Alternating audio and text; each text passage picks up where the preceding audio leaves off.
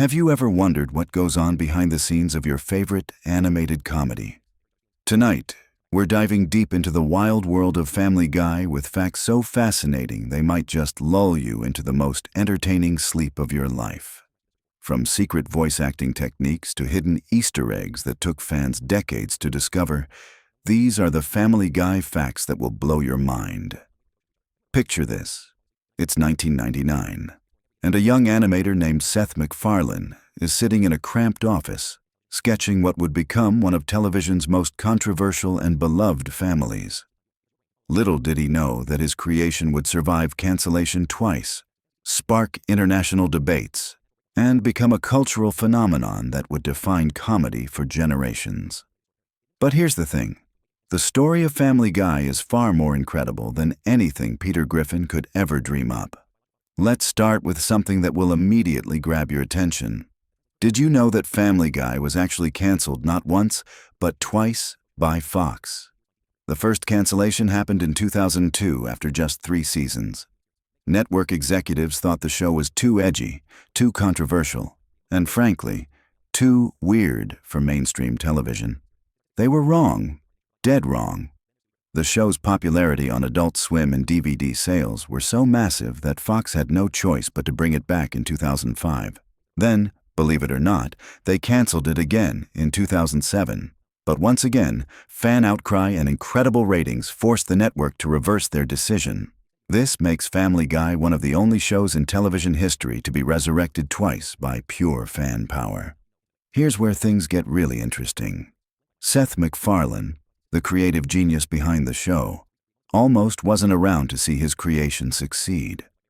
On September 11, 2001, MacFarlane was supposed to be on American Airlines Flight 11. Yes, that Flight 11. He was scheduled to fly from Boston to Los Angeles that morning, but a combination of a hangover and his travel agent giving him the wrong departure time caused him to miss the flight by just 10 minutes. That flight crashed into the North Tower of the World Trade Center. If not for that hangover and scheduling mix-up, there might never have been a Family Guy renaissance, no American Dad, no The Orville. The entire landscape of modern animation could have been completely different. Now, let's talk about voices, because this is where Family Guy becomes absolutely mind-blowing. Seth MacFarlane doesn't just create the show. He voices Peter Griffin, Brian Griffin, Stewie Griffin, Glenn Quagmire, Tom Tucker, and Carter Pewter-Schmidt. That's 6 major characters, each with completely distinct personalities and vocal patterns. But here's the kicker. He does all of these voices live, in real time, often switching between characters mid-sentence during recording sessions. The other voice actors have described watching MacFarlane work as like witnessing someone with multiple personality disorder, except it's all controlled and brilliant. Speaking of Stewie, let's address the elephant in the room. For years, fans debated whether Stewie was gay, straight, or something else entirely. Seth MacFarlane finally settled this debate in a way that's both hilarious and profound. According to MacFarlane, Stewie's sexuality is intentionally fluid and undefined because he's a baby. Babies don't have developed sexual identities. The joke isn't about his orientation. It's about the absurdity of a 1-year-old having any romantic inclinations at all. This clever writing choice allows the character to be whatever the story needs him to be, making him one of the most versatile characters in television comedy. Here's a fact that will make you appreciate the show's attention to detail. Every single cutaway gag in Family Guy is hand-drawn and animated, even the ones that last only 3 seconds. The animation team creates full character models, backgrounds, and even choreography for jokes that might get a 2-second laugh. This dedication to craft is why Family Guy's visual comedy feels so rich and detailed compared to other animated shows that rely on cheaper animation shortcuts. The show's controversial reputation isn't accidental. It's carefully calculated. Seth MacFarlane has revealed that many of the most outrageous jokes are specifically designed to distract from the show's more subtle social commentary. While audiences are debating whether a particular gag went too far, they're absorbing deeper messages about American culture, politics, and society. It's comedy as intellectual sleight of hand, and it works brilliantly. Let's dive into some character origins that will surprise you. Brian Griffin, the intellectual family dog, was originally going to be just a regular pet with no speaking lines. MacFarlane added Brian's voice and personality during the pilot episode because he felt the family needed a voice of reason, someone who could call out Peter's ridiculous behavior while still being part of the family dynamic. The character became so integral that many episodes are built entirely around Brian's storylines. Here's something that might change how you watch the show forever. The Griffin family's house layout has been deliberately inconsistent throughout the series. Sometimes there are different numbers of rooms, staircases appear and disappear, and the kitchen changes size depending on what the scene requires. This isn't sloppy animation. It's an intentional choice. MacFarlane wanted the house to feel like a cartoon space where anything could happen, rather than a realistic location that would limit storytelling possibilities. The famous chicken fights between Peter and Ernie the giant chicken weren't originally supposed to become a recurring gag. The first chicken fight was written as a one-off joke for a single episode. However, the animation team had so much fun creating the elaborate fight sequence that they kept finding excuses to bring it back. These sequences now take weeks to animate and are some of the most expensive scenes the show produces, but they've become so beloved by fans that the network happily approves the budget every time. Let's talk about the show's relationship with censorship, because it's more complex than you might think. Family Guy has actually been censored differently in various countries, creating unique versions of episodes around the world. In some regions, entire storylines are removed or altered. This has created a strange phenomenon where hardcore fans collect different international versions of episodes to see how the same jokes are handled in different cultural contexts. It's like a global experiment in comedy and censorship. Here's a technical fact that showcases the show's evolution. Early Family Guy episodes were animated using traditional cell animation techniques, but the show gradually transitioned to digital animation. However, they maintained the hand-drawn look by using digital tools that mimic traditional animation methods. This hybrid approach gives Family Guy its distinctive visual style that looks both modern and classically animated. The writing process for Family Guy is unlike any other television show. The writer's room operates more like a comedy club than a traditional TV writing environment. Writers pitch jokes constantly, and the best ones get integrated into episodes regardless of whether they fit the main storyline. This is why the show's cutaway gags often feel so random and disconnected. They literally are random jokes that were too funny not to use. Speaking of cutaway gags, there's actually a complex system for categorizing them. The writers have developed an internal rating system for gags based on how offensive, surreal, or topical they are. This helps them balance episodes so that viewers get a mix of different comedy styles. Too many surreal gags in a row can lose audiences, while too many topical jokes can date an episode quickly. Here's something that will make you appreciate the voice acting even more. Alex Borstein, who voices Lois Griffin, originally auditioned for a completely different character. She was supposed to voice a minor recurring character, but her chemistry with Seth MacFarlane during the audition was so strong that they rewrote Lois's personality to match Borstein's natural comedic instincts. This collaborative approach to character development is why the Griffin family feels so authentic despite being completely absurd. The show's impact on popular culture extends far beyond television. Family Guy has influenced internet meme culture, political discourse, and even academic studies on contemporary humor. Universities now offer courses that analyze Family Guy episodes as examples of postmodern comedy and cultural commentary. The show that was once considered too lowbrow for television is now being studied by scholars as a significant cultural artifact. Let's explore the show's relationship with celebrity guest stars. Unlike many animated shows that simply hire celebrities to play themselves, Family Guy often asks famous people to voice completely different characters. This approach has led to some surprising performances where you might not even recognize the celebrity's voice. The casting directors specifically look for celebrities who can disappear into their roles rather than just showing up to be famous. Here's a behind-the-scenes fact about the show's music. Every song in Family Guy, from the opening theme to the elaborate musical numbers, is composed and performed by professional musicians. Seth MacFarlane, who has released several jazz albums, personally oversees the musical aspects of the show. The orchestra recordings are done with full ensembles, giving the show's music a richness that most animated comedies can't match. The show's approach to social issues is more sophisticated than critics often acknowledge. Family Guy frequently tackles controversial topics, but the show's official stance is usually revealed through Brian's character, who serves as the moral compass. When Peter does something outrageous, Brian's reaction often represents the show's actual position on the issue. This allows the show to explore controversial territory while maintaining a clear ethical framework. Here's something that might surprise casual viewers. Family Guy has actually won several prestigious awards, including Emmy nominations and Annie Awards for animation excellence. The show's reputation for controversy sometimes overshadows its technical and artistic achievements, but industry professionals consistently recognize the quality of its writing, animation, and voice acting. The international success of Family Guy has led to some fascinating cultural adaptations.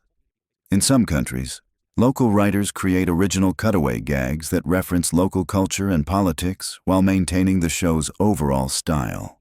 These regional variations have become collector's items for international fans who want to see how different cultures interpret the Family Guy format.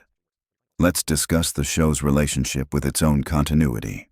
Family Guy deliberately ignores its own timeline and character development, treating each episode as a standalone story. Characters die and come back to life. Major life events are forgotten, and personality traits change based on what's funny for individual episodes. This approach was revolutionary in television comedy and has influenced countless other shows.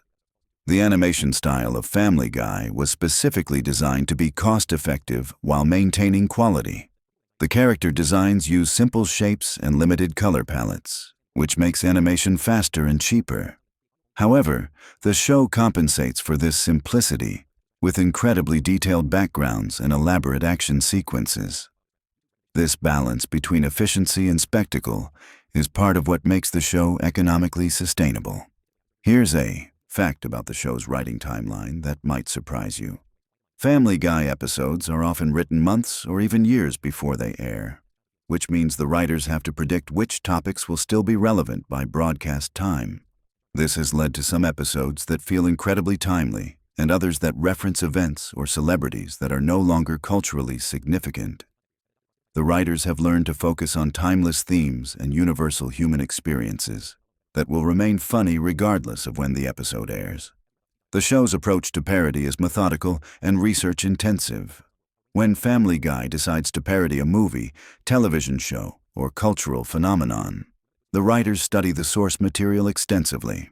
They watch movies multiple times, read reviews and analyses, and even interview people involved in the original productions. This thorough research is why Family Guy parodies often capture subtle details that casual viewers of the original material might miss. Speaking of parodies, let's talk about the show's relationship with other animated comedies. Family Guy exists in a strange competitive space with shows like The Simpsons and South Park. Rather than avoiding comparisons, the show has embraced them, creating episodes that directly reference and interact with these other shows. This meta approach to animated comedy has created a shared universe of sorts where different animated families acknowledge each other's existence. The voice recording process for Family Guy is surprisingly collaborative. While Seth MacFarlane voices multiple characters, the other actors often improvise and ad-lib during recording sessions. Many of the funniest moments in episodes come from spontaneous interactions between voice actors that weren't in the original script. The show's editors then work to integrate these improvised moments into the final episodes. Here's something that showcases the show's attention to detail. Family Guy maintains detailed character backstories and family histories that extend far beyond what's shown in episodes.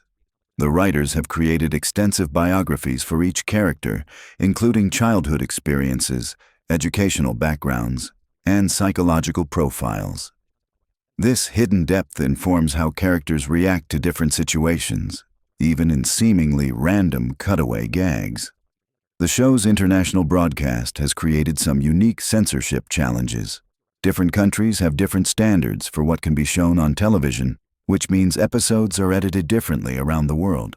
Some countries remove entire storylines, while others simply bleep out specific words or blur certain images.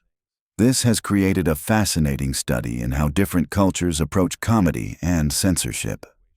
Family Guy's influence on internet culture cannot be overstated. The show's rapid-fire joke style and quotable dialogue have made it perfect for meme culture. Countless Family Guy moments have become viral internet content, often introducing the show to audiences who have never watched full episodes. This digital second life has helped maintain the show's cultural relevance across different generations. The animation team for Family Guy includes artists from around the world, creating a truly international production. Animators in different countries work on different aspects of each episode, with sophisticated coordination systems ensuring consistency across the global production pipeline. This international approach brings diverse artistic perspectives to the show while maintaining its distinctive American humor. Let's talk about the show's relationship with its own merchandise.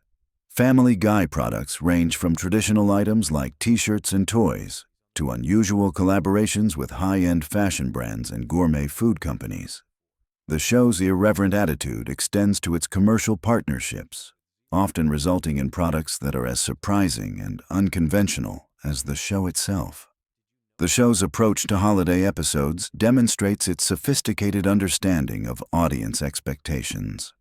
Rather than creating simple seasonal content, Family Guy holiday episodes often subvert traditional holiday tropes while still delivering the emotional satisfaction that viewers expect from seasonal television. This balance between cynicism and sentimentality is one of the show's most impressive achievements. Here's a final fact that brings everything full circle. Family Guy's survival and success represent more than just entertainment industry triumph. The show's journey from cancellation to cultural phenomenon demonstrates how modern media consumption has changed. In the pre-internet era, a canceled show stayed canceled.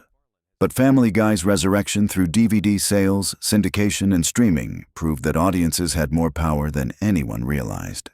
The show didn't just come back from the dead. It helped establish new models for how television shows can build and maintain audiences across multiple platforms and decades. As we wind down this journey through the fascinating world of Family Guy, remember that behind every outrageous joke and controversial moment is a team of artists, writers, and performers who have dedicated their careers to making people laugh. Whether you love it or hate it, Family Guy has undeniably changed television comedy forever. From its near-death experiences to its current status as a cultural institution, the show proves that sometimes the most unlikely ideas become the most enduring successes. Sweet dreams, and remember, in the world of Family Guy, anything is possible, no matter how ridiculous it might seem. Have you ever wondered if Stewie Griffin is actually a psychopath or just a misunderstood genius? What if I told you that the creators of Family Guy have hidden some of the most disturbing and fascinating secrets about this baby that would completely change how you see the show forever? Welcome back to the channel where we dive deep into the darkest corners of animated television. Today, we're uncovering the shocking lore behind one of animation's most controversial characters. From hidden meanings in his accent to disturbing implications about his sexuality and time travel adventures, we're about to explore Family Guy's secrets that even die-hard fans have missed.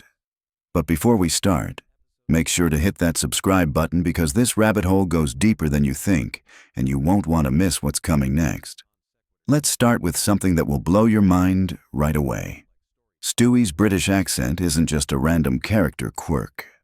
According to the show's creator, Seth MacFarlane, there's a deeply psychological reason behind it. The accent represents Stewie's desperate attempt to distance himself from his family and create a superior identity. It's actually a defense mechanism rooted in childhood trauma and feelings of abandonment. Think about it. Stewie is surrounded by what he perceives as intellectual inferiors. His father Peter is portrayed as bumbling and crude. His mother Lois often dismisses him, and his siblings fail to engage with his advanced intellect. The British accent becomes his way of elevating himself above what he sees as American mediocrity. It's not just pretentious, it's protective. But here's where it gets really interesting. Voice actor Seth MacFarlane has revealed in interviews that the accent was originally inspired by Rex Harrison's performance in My Fair Lady, specifically the character of Henry Higgins. Harrison's character was known for being intellectually arrogant and emotionally distant from others. Sound familiar? This connection runs deeper than you might think. Henry Higgins was a character who viewed himself as superior to everyone around him, particularly women, and had difficulty forming genuine emotional connections. These are exact parallels to Stewie's character development throughout the series. The accent isn't just mimicry, it's psychological modeling. Moving into even more disturbing territory, let's talk about Stewie's relationship with violence and murder. In early seasons, Stewie's homicidal tendencies weren't played entirely for laughs. The writers included subtle hints that his violent thoughts stem from genuine psychological disturbance rather than typical childhood acting out. Consider his detailed knowledge of weapons, torture techniques, and murder methods. This isn't information a normal one-year-old would possess, even in an animated universe. The show's writers have suggested that Stewie's intelligence comes with a dark side, an inability to process normal, emotional responses to conflict. There's a particularly chilling episode where Stewie creates a simulation of killing Lois, and his satisfaction with the violence goes beyond typical cartoon comedy. The writers included psychological details that suggest Stewie experiences genuine pleasure from imagining harm to others. This crosses the line from innocent childhood fantasy into something much more concerning. What makes this even more unsettling is how other characters react to Stewie's violent statements. Most of the time, they can't understand him or they dismiss his comments as baby babbling. But the few characters who do understand him, like Brian, often seem genuinely disturbed by what Stewie says. This suggests that even within the show's universe, Stewie's thoughts are recognized as abnormal. Now let's dive into one of the most controversial aspects of Stewie's character development. His sexuality has been a source of debate and speculation since the show began. But there are hidden clues that reveal the writer's true intentions. Seth MacFarlane has made several statements over the years suggesting that Stewie is gay. But the way this has been handled in the show reveals some problematic undertones. Rather than presenting his sexuality as a natural part of his character development, it's often used as shock value or comedic relief. There's an uncomfortable pattern in how the show handles Stewie's potential relationships with male characters. His interactions with other boys his age, his fascination with certain male celebrities, and his reactions to romantic situations all contain coded language that adult viewers recognize but children watching wouldn't understand. The most disturbing aspect is how the show uses Stewie's age to make jokes about adult themes. Because he's technically a baby, the writers can include sexual innuendo and mature content that would be completely inappropriate if he were portrayed as his actual age emotionally and mentally. This creates a strange cognitive dissonance for viewers. We're supposed to accept Stewie as intellectually mature enough to understand complex concepts, build advanced technology, and engage in philosophical discussions. But then the show treats his sexuality as a punchline specifically because of his physical age. The time travel elements of Stewie's character open up another disturbing can of worms.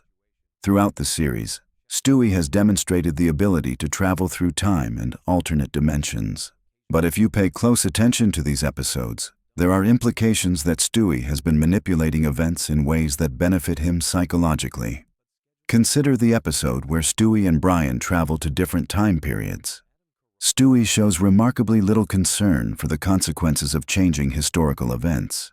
He's willing to potentially erase people from existence or alter major world events just to satisfy his curiosity or desires.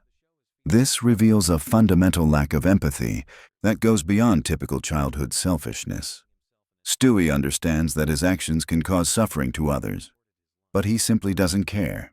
He views other people, even those he claims to love, as expendable if they interfere with his goals. There's also the disturbing implication that Stewie may have used time travel to manipulate his own family relationships. Several episodes hint that he's been to the future and knows how certain events will play out. Yet he allows traumatic things to happen to his family members because it serves his purposes. The relationship between Stewie and Brian deserves special attention because it reveals some of the darkest aspects of Stewie's psychology. On the surface, their friendship appears to be the one genuine emotional connection Stewie has made. But when you examine their interactions closely, a more troubling pattern emerges.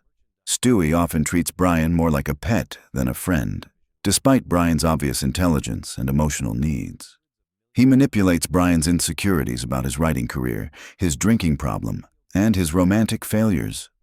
Stewie provides just enough support to keep Brian dependent on their relationship, but not enough to actually help Brian grow as a person.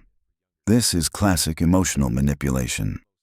Stewie has identified Brian's weaknesses and uses them to maintain control over their relationship.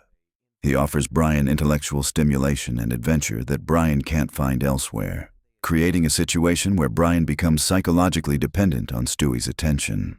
The most disturbing aspect is how Stewie reacts when Brian tries to form relationships with others. He becomes jealous and possessive, often sabotaging Brian's attempts at happiness with other characters. This isn't the behavior of a true friend. It's the behavior of someone who views others as possessions. Let's talk about something that will completely change how you view Stewie's character. The show's writers have included subtle hints that Stewie may not actually be as intelligent as he appears. Instead, much of his advanced knowledge and technological ability may be the result of accessing information from alternate dimensions or future timelines. Think about it logically. How does a 1-year-old acquire the knowledge necessary to build time machines, death rays, and mind control devices? Even accounting for the show's absurd universe, this level of technological sophistication requires decades of study and experience. The answer may be that Stewie isn't learning this information in the traditional sense. He's accessing it through his interdimensional travel abilities. This would explain why his knowledge seems to appear spontaneously, and why he sometimes knows things that haven't been invented yet in his timeline. If this theory is correct, it raises disturbing questions about Stewie's true nature. Is he actually a 1-year-old human, or is he something else entirely? The show has hinted at supernatural elements in Stewie's character that go beyond simple genius-level intelligence. This would also explain why Stewie's personality seems to shift dramatically between episodes. Different versions of Stewie from alternate dimensions might be influencing or occasionally replacing the original. This isn't just speculation. There are episodes where multiple Stewies appear and they have distinctly different personalities and moral frameworks. The financial implications of Stewie's inventions reveal another dark secret about his character. Throughout the series, Stewie has created technology that would be worth billions of dollars in the real world. Time travel, teleportation, advanced robotics, genetic manipulation. These are technologies that would revolutionize human civilization. Yet Stewie never seems interested in using his inventions to improve the world, or even to improve his family's financial situation. The Griffins continue to live in a modest middle-class home despite having access to technology that could solve most of humanity's problems. This reveals something deeply selfish about Stewie's nature. He's not interested in helping others or making the world a better place. He creates advanced technology purely for his own amusement or to solve his personal problems. The potential benefits to humanity are irrelevant to him. Even more disturbing is what this says about his view of human suffering. Stewie has the ability to cure diseases, solve poverty, prevent wars, and eliminate countless sources of human misery.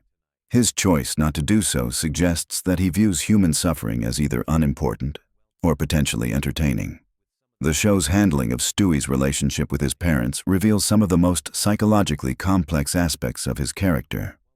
His hatred for Lois isn't just typical mother-son conflict blown out of proportion. There are hints that Stewie's hostility stems from a deep-seated fear of emotional vulnerability. Lois represents everything that threatens Stewie's carefully constructed identity. She's emotionally intuitive. She sees through his intellectual pretensions, and she offers the kind of unconditional love that Stewie finds terrifying. His plots to kill her aren't really about hatred. They're about eliminating what he perceives as a threat to his psychological defenses. Peter, on the other hand, represents everything Stewie fears becoming.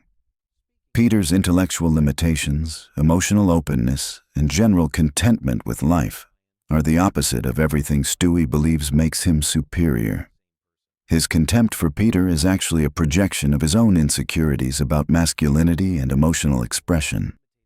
The most tragic aspect of Stewie's character is that his intelligence isolates him from the very connections he desperately needs. He's created an identity based on intellectual superiority that prevents him from experiencing genuine emotional intimacy with others. This psychological isolation explains many of Stewie's more extreme behaviors. His violence, manipulation, and general disregard for others aren't signs of inherent evil. They're desperate attempts to feel some kind of connection or control in a world where his intelligence makes genuine relationships nearly impossible. The show's writers have included several episodes that hint at what Stewie might become as an adult, and the implications are truly disturbing. Future versions of Stewie are typically portrayed as either megalomaniacal world leaders or completely isolated hermits. Neither option suggests healthy psychological development. This raises uncomfortable questions about whether Stewie's character arc is actually a tragedy disguised as comedy. Are we watching a brilliant child slowly transform into a monster because his intelligence prevents him from developing normal emotional connections? The most chilling aspect is that Stewie seems aware of these potential futures, but appears unable or unwilling to change course. He's trapped by his own psychological defenses and his need to maintain his identity as intellectually superior to everyone around him. One of the most overlooked aspects of Stewie's character is his relationship with technology and how it reflects his view of human relationships. Stewie frequently builds robots, artificial intelligences, and other mechanical beings to serve his needs. But pay attention to how he treats these creations. Stewie programs his technological creations to be completely subservient to his will. They have no independent thoughts or desires that might conflict with his own. This reveals his ideal relationship dynamic. He wants connections with others, but only if they involve complete control on his part. When his creations do develop independence or challenge his authority, Stewie typically destroys them without hesitation. This pattern reveals how he would likely treat human relationships if he had the same level of control over people that he has over his inventions. The most disturbing example of this is how Stewie reacts when his creations show genuine emotions or desires for independence. Rather than being proud of creating truly intelligent life, he views their independence as a betrayal and responds with violence. This suggests that Stewie's inability to form healthy relationships isn't just due to his intelligence or psychological issues. He fundamentally doesn't understand or value the autonomy of others. He wants connection, but only on his terms and only if it doesn't challenge his sense of superiority. The show's exploration of Stewie's moral development, or lack thereof, reveals some of the most troubling aspects of his character. Throughout the series, Stewie has numerous opportunities to learn empathy, compassion, and genuine care for others. Yet he consistently fails to internalize these lessons in any meaningful way. What makes this particularly disturbing is that Stewie clearly understands moral concepts intellectually. He can discuss ethics, philosophy, and the difference between right and wrong with sophisticated language and apparent understanding. But this intellectual knowledge doesn't translate into emotional understanding or behavioral change.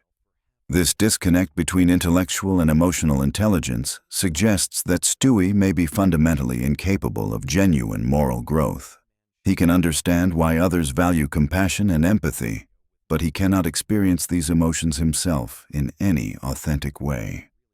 The implications of this for his future development are truly frightening. A person with Stewie's intelligence and technological abilities, but without genuine empathy or moral constraints, represents one of the most dangerous personality types imaginable. As we reach the end of our deep dive into Stewie Griffin's disturbing psychology, it's clear that this character represents far more than simple cartoon comedy. The writers of Family Guy have created a complex psychological portrait of a brilliant but fundamentally damaged individual whose intelligence has become both his greatest asset and his most dangerous weakness. Stewie's story serves as a dark commentary on the relationship between intelligence and emotional development. His character suggests that intellectual ability without emotional growth and genuine human connection can lead to the kind of isolated superiority complex that historically produces some of humanity's most dangerous individuals. The most unsettling aspect of Stewie's character is how his journey reflects real-world concerns about gifted children who don't receive proper emotional support and guidance. His psychological isolation, manipulative tendencies, and inability to form genuine relationships are all documented risks for highly intelligent individuals who don't develop healthy coping mechanisms. What makes Family Guy's portrayal particularly effective is how it disguises these serious psychological themes within absurd comedy. Viewers can laugh at Stewie's antics while unconsciously absorbing a much darker message about the potential consequences of emotional neglect and intellectual isolation. The show's writers have created a character who forces us to confront uncomfortable questions about the nature of intelligence, morality, and human connection. Stewie Griffin isn't just a funny cartoon baby. He's a warning about what happens when brilliance develops without wisdom, when intelligence grows without empathy, and when technological ability advances without moral development. If you found this exploration of Stewie's psychology as fascinating and disturbing as I did, make sure to subscribe for more deep dives into the hidden meanings behind your favorite animated characters. Leave a comment below with your thoughts about Stewie's character development and whether you think there's hope for his psychological growth. And if you're ready to have your mind blown again, check out our video about the dark secrets hidden in SpongeBob SquarePants that will completely change how you see that show forever. Trust me, once you see what we've uncovered, you'll never look at Bikini Bottom the same way again. Have you ever wondered why Meg Griffin is treated so terribly by her own family? What you're about to discover will completely change how you see Family Guy forever. I'm talking about hidden lore, deleted scenes, and creator secrets that explain everything about the most hated character on television. Trust me, by the end of this video, you'll never look at Meg the same way again. But before we dive into these shocking revelations, let me ask you something. How many times have you watched Peter literally abuse his daughter and just laughed it off? How many times have you seen Lois completely ignore Meg's cries for help? What if I told you there's a disturbing reason behind all of this, and it's way darker than you think? Let's start with something that will blow your mind. Meg Griffin wasn't always supposed to be the punching bag of the Griffin family. In the original concept art and early story treatments, Meg was designed to be the voice of reason, the straight man character who would call out the family's absurd behavior. She was meant to be relatable, intelligent, and the character viewers would connect with most. But something changed during production that transformed her into the most abused character in animated television history. The transformation of Meg Griffin began with a simple creative decision that snowballed into something much more sinister. Seth MacFarlane and the writing team discovered that having Meg be the target of jokes created an easy comedic formula. Need a quick laugh? Have someone insult Meg. Running short on time? Make Meg the butt of a cruel joke. What started as occasional comic relief became systematic psychological torture disguised as family entertainment. Here's where it gets really disturbing. The writers didn't just randomly choose Meg to be the family scapegoat. They specifically crafted her character to represent every teenage girl who feels invisible, unloved, and rejected by their family. Think about it. Meg's experiences mirror the real struggles of millions of teenagers who feel like outsiders in their own homes. The show takes these genuine feelings of adolescent pain and turns them into punchlines for adult entertainment. But wait, there's more. Did you know that Lacey Chabert, the original voice of Meg, left the show after just one season? The official reason given was scheduling conflicts, but industry insiders tell a different story. Chabert reportedly became uncomfortable with the increasingly cruel direction of Meg's character.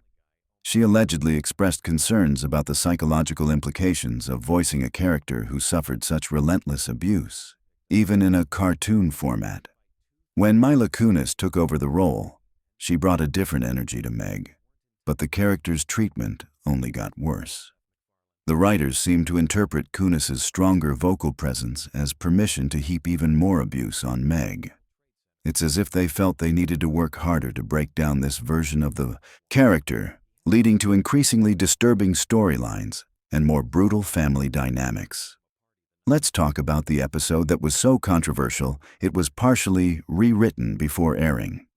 In the original version of Barely Legal, Meg's obsession with Brian was portrayed much more sympathetically. The initial script showed Meg as a lonely teenager desperately seeking any form of affection, with Brian genuinely caring about her well-being. But the network demanded changes, wanting more comedic moments at Meg's expense.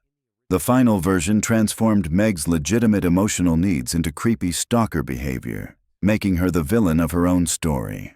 Here's something that will make your skin crawl. The show's writers have admitted in interviews that they use Meg as a testing ground for how far they can push controversial content. If a joke about domestic abuse, mental illness, or teenage depression doesn't work with other characters, they try it with Meg first. She's literally a guinea pig for the most disturbing content the show produces. The reasoning? If viewers are already conditioned to see Meg as deserving of mistreatment, they are less likely to object to increasingly dark humor. The psychological profile of Meg Griffin reveals something truly heartbreaking. She exhibits classic symptoms of severe depression, anxiety, and post-traumatic stress disorder. Her desperate attempts to fit in, her willingness to endure abuse for even momentary acceptance, and her complete lack of self-worth all point to a character who has been systematically broken down by years of family trauma. The show presents this as comedy, but it's actually a textbook case study of emotional and psychological abuse. But here's where the lore gets really twisted. There's an unaired episode from Season 3 that was deemed too dark for broadcast. In this episode, titled Meg's Breaking Point, the character finally snaps and confronts her family about their treatment of her. The episode was fully animated and voiced before being pulled from the schedule. According to leaked production notes, the episode ended with Meg attempting to leave the family permanently, only to be guilt-tripped into staying by a manipulative speech from Peter about how the family needs her to abuse. The censored content doesn't stop there. Multiple episodes have had scenes removed that showed the long-term psychological effects of the family's treatment of Meg. These deleted scenes included Meg self-harming, having panic attacks, and showing signs of dissociation during family interactions. The network apparently felt these realistic consequences of abuse were too heavy for a comedy show, but they were perfectly fine with the abuse itself continuing episode after episode. Let's examine the most disturbing aspect of Meg's character development. Over the years, she's been conditioned to believe she deserves the mistreatment she receives. This is called learned helplessness, a psychological phenomenon where abuse victims begin to accept their situation as normal and stop trying to escape or improve their circumstances. The show has documented this process in real time, showing viewers exactly how psychological abuse breaks down a person's will to resist. Family Guy's treatment of Meg becomes even more disturbing when you consider the show's massive influence on popular culture. Millions of viewers, including impressionable teenagers, watch this show and learn that it's acceptable and even funny to systematically torment family members who are perceived as different or unpopular.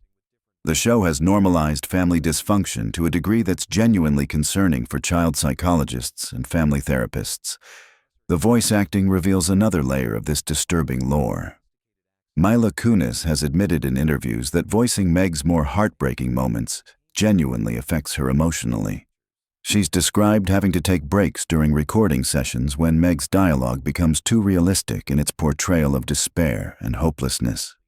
The fact that professional voice actors struggle with this content should tell us something about how genuinely dark it really is. There's also the hidden symbolism in Meg's character design that most viewers never notice. Her pink beanie isn't just a fashion choice. It's meant to represent her attempt to hide and protect herself from the world. Her oversized clothes are armor against judgment and criticism. Even her glasses represent her desire to see the world clearly, while feeling that the world refuses to see her at all. Every aspect of her appearance tells the story of someone trying to disappear.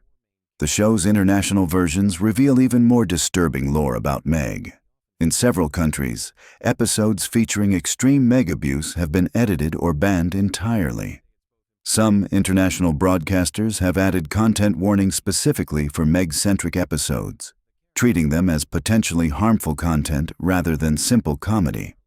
This raises serious questions about why American audiences are considered more accepting of this type of content. Here's something that will shock you about the show's merchandise and marketing.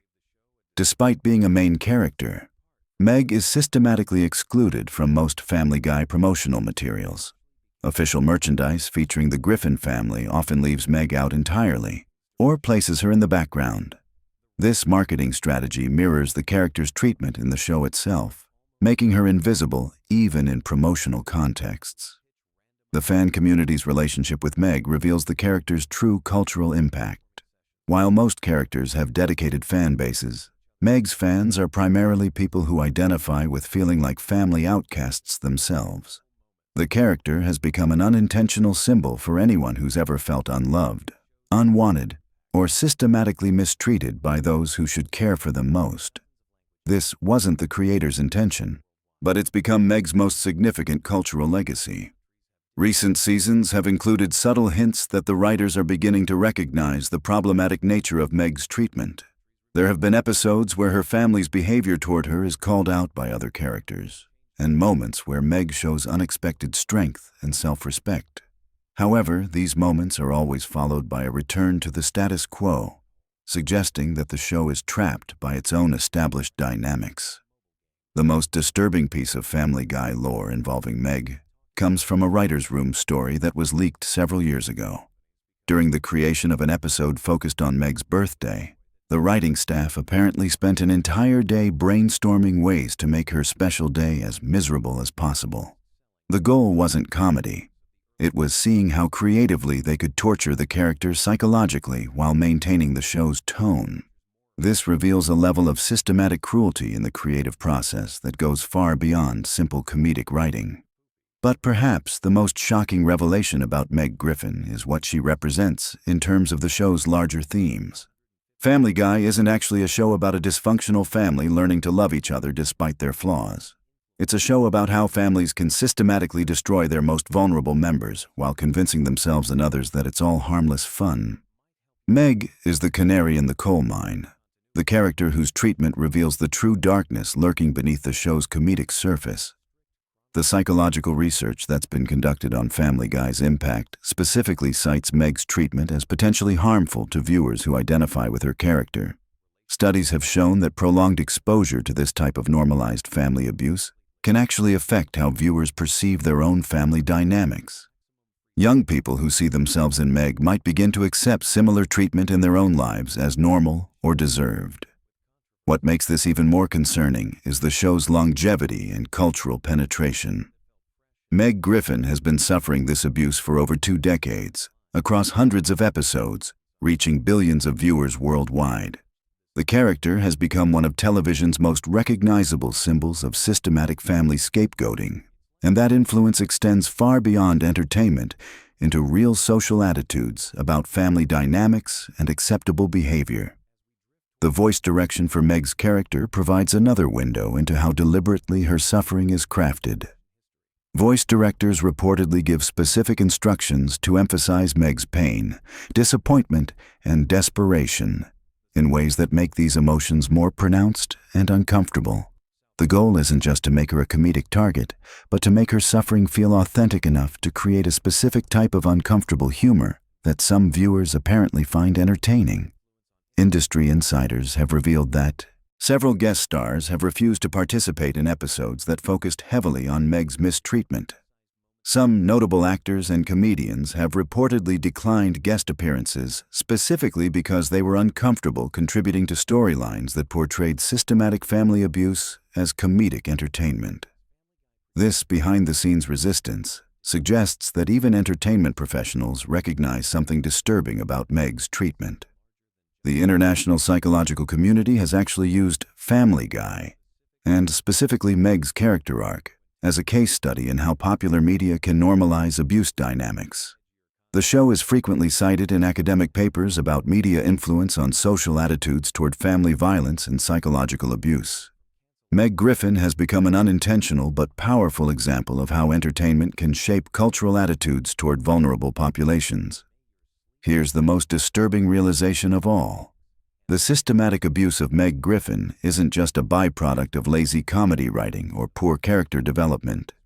It's a carefully maintained dynamic that serves a specific function in the show's structure.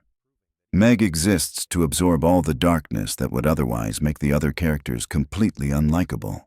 She's a lightning rod for cruelty, allowing Peter, Lois, and the others to commit terrible acts, while still being positioned as the protagonists viewers should root for.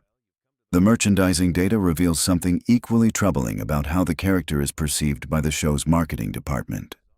Internal documents from licensing deals show that Meg-focused products consistently underperform compared to other characters, leading to a systematic exclusion from product lines. This creates a feedback loop where the character's treatment in the show influences her commercial viability, which then influences how she's treated in future episodes. Family Guy's treatment of Meg Griffin represents something much darker than simple comedy, or even typical dysfunctional family dynamics. It's a systematic portrayal of how families can destroy their most vulnerable members while maintaining a facade of normalcy and even affection. The show has documented this process across hundreds of episodes, creating what may be television's most comprehensive depiction of long-term psychological abuse, disguised as entertainment. The character of Meg Griffin started as a typical teenage daughter character, but evolved into something much more disturbing. She's become a symbol of how systematic mistreatment can break down a person's sense of self-worth and hope. The show's writers have created a character whose primary function is to suffer, and they've done it with such consistency and creativity that it reveals something genuinely troubling about how our culture views acceptable targets for cruelty and abuse.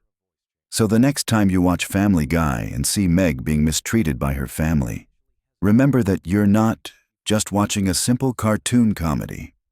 You're witnessing the most comprehensive portrayal of systematic family abuse ever broadcast as entertainment. And the disturbing lore behind this character reveals truths about our culture that are far more unsettling than anything you'll see in a typical horror movie. The real question isn't why Meg is treated so badly, but why millions of viewers have been conditioned to find that treatment entertaining rather than horrifying. Picture this. You're watching Family Guy, laughing at Peter's latest ridiculous scheme, when suddenly you realize there's an entire universe of hidden stories, dark secrets, and mind-bending connections that you've been missing this whole time. Today, we're diving deep into the most shocking Family Guy lore that will completely change how you see the Griffin family forever. What if I told you that Brian Griffin has died multiple times throughout the series, and the Brian we know today might not even be the original? Or that Stewie's sexuality has been planned from the very beginning in ways that most fans never picked up on?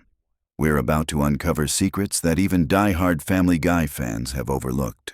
And trust me, some of these revelations will blow your mind. Let's start with something that sounds impossible but is actually confirmed canon.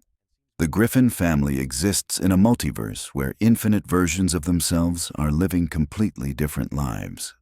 This isn't just a throwaway gag for a few episodes. Seth MacFarlane and the writers have created an intricate web of parallel universes that explains some of the show's biggest mysteries and most confusing timeline issues. Remember that episode where Stewie and Brian travel to different universes? That wasn't just a one-off adventure. Those alternate realities are constantly affecting the main timeline in ways the show rarely explicitly explains. In one universe, the Griffins are all dogs. In another, everyone's gender is swapped. But here's the kicker. Characters from these alternate dimensions have actually crossed over into the main timeline without anyone noticing. The most disturbing example involves Brian's death and resurrection. When Brian was killed by that car, the Brian that Stewie brought back wasn't technically the same Brian. The time travel created a paradox that split Brian's consciousness across multiple timelines. This explains why Brian's personality has shifted so dramatically over the years. He's literally not the same character anymore, and the show has been subtly hinting at this through his changing behavior patterns and contradictory character development. But Brian's multiversal confusion is nothing compared to what's really going on with Stewie Griffin.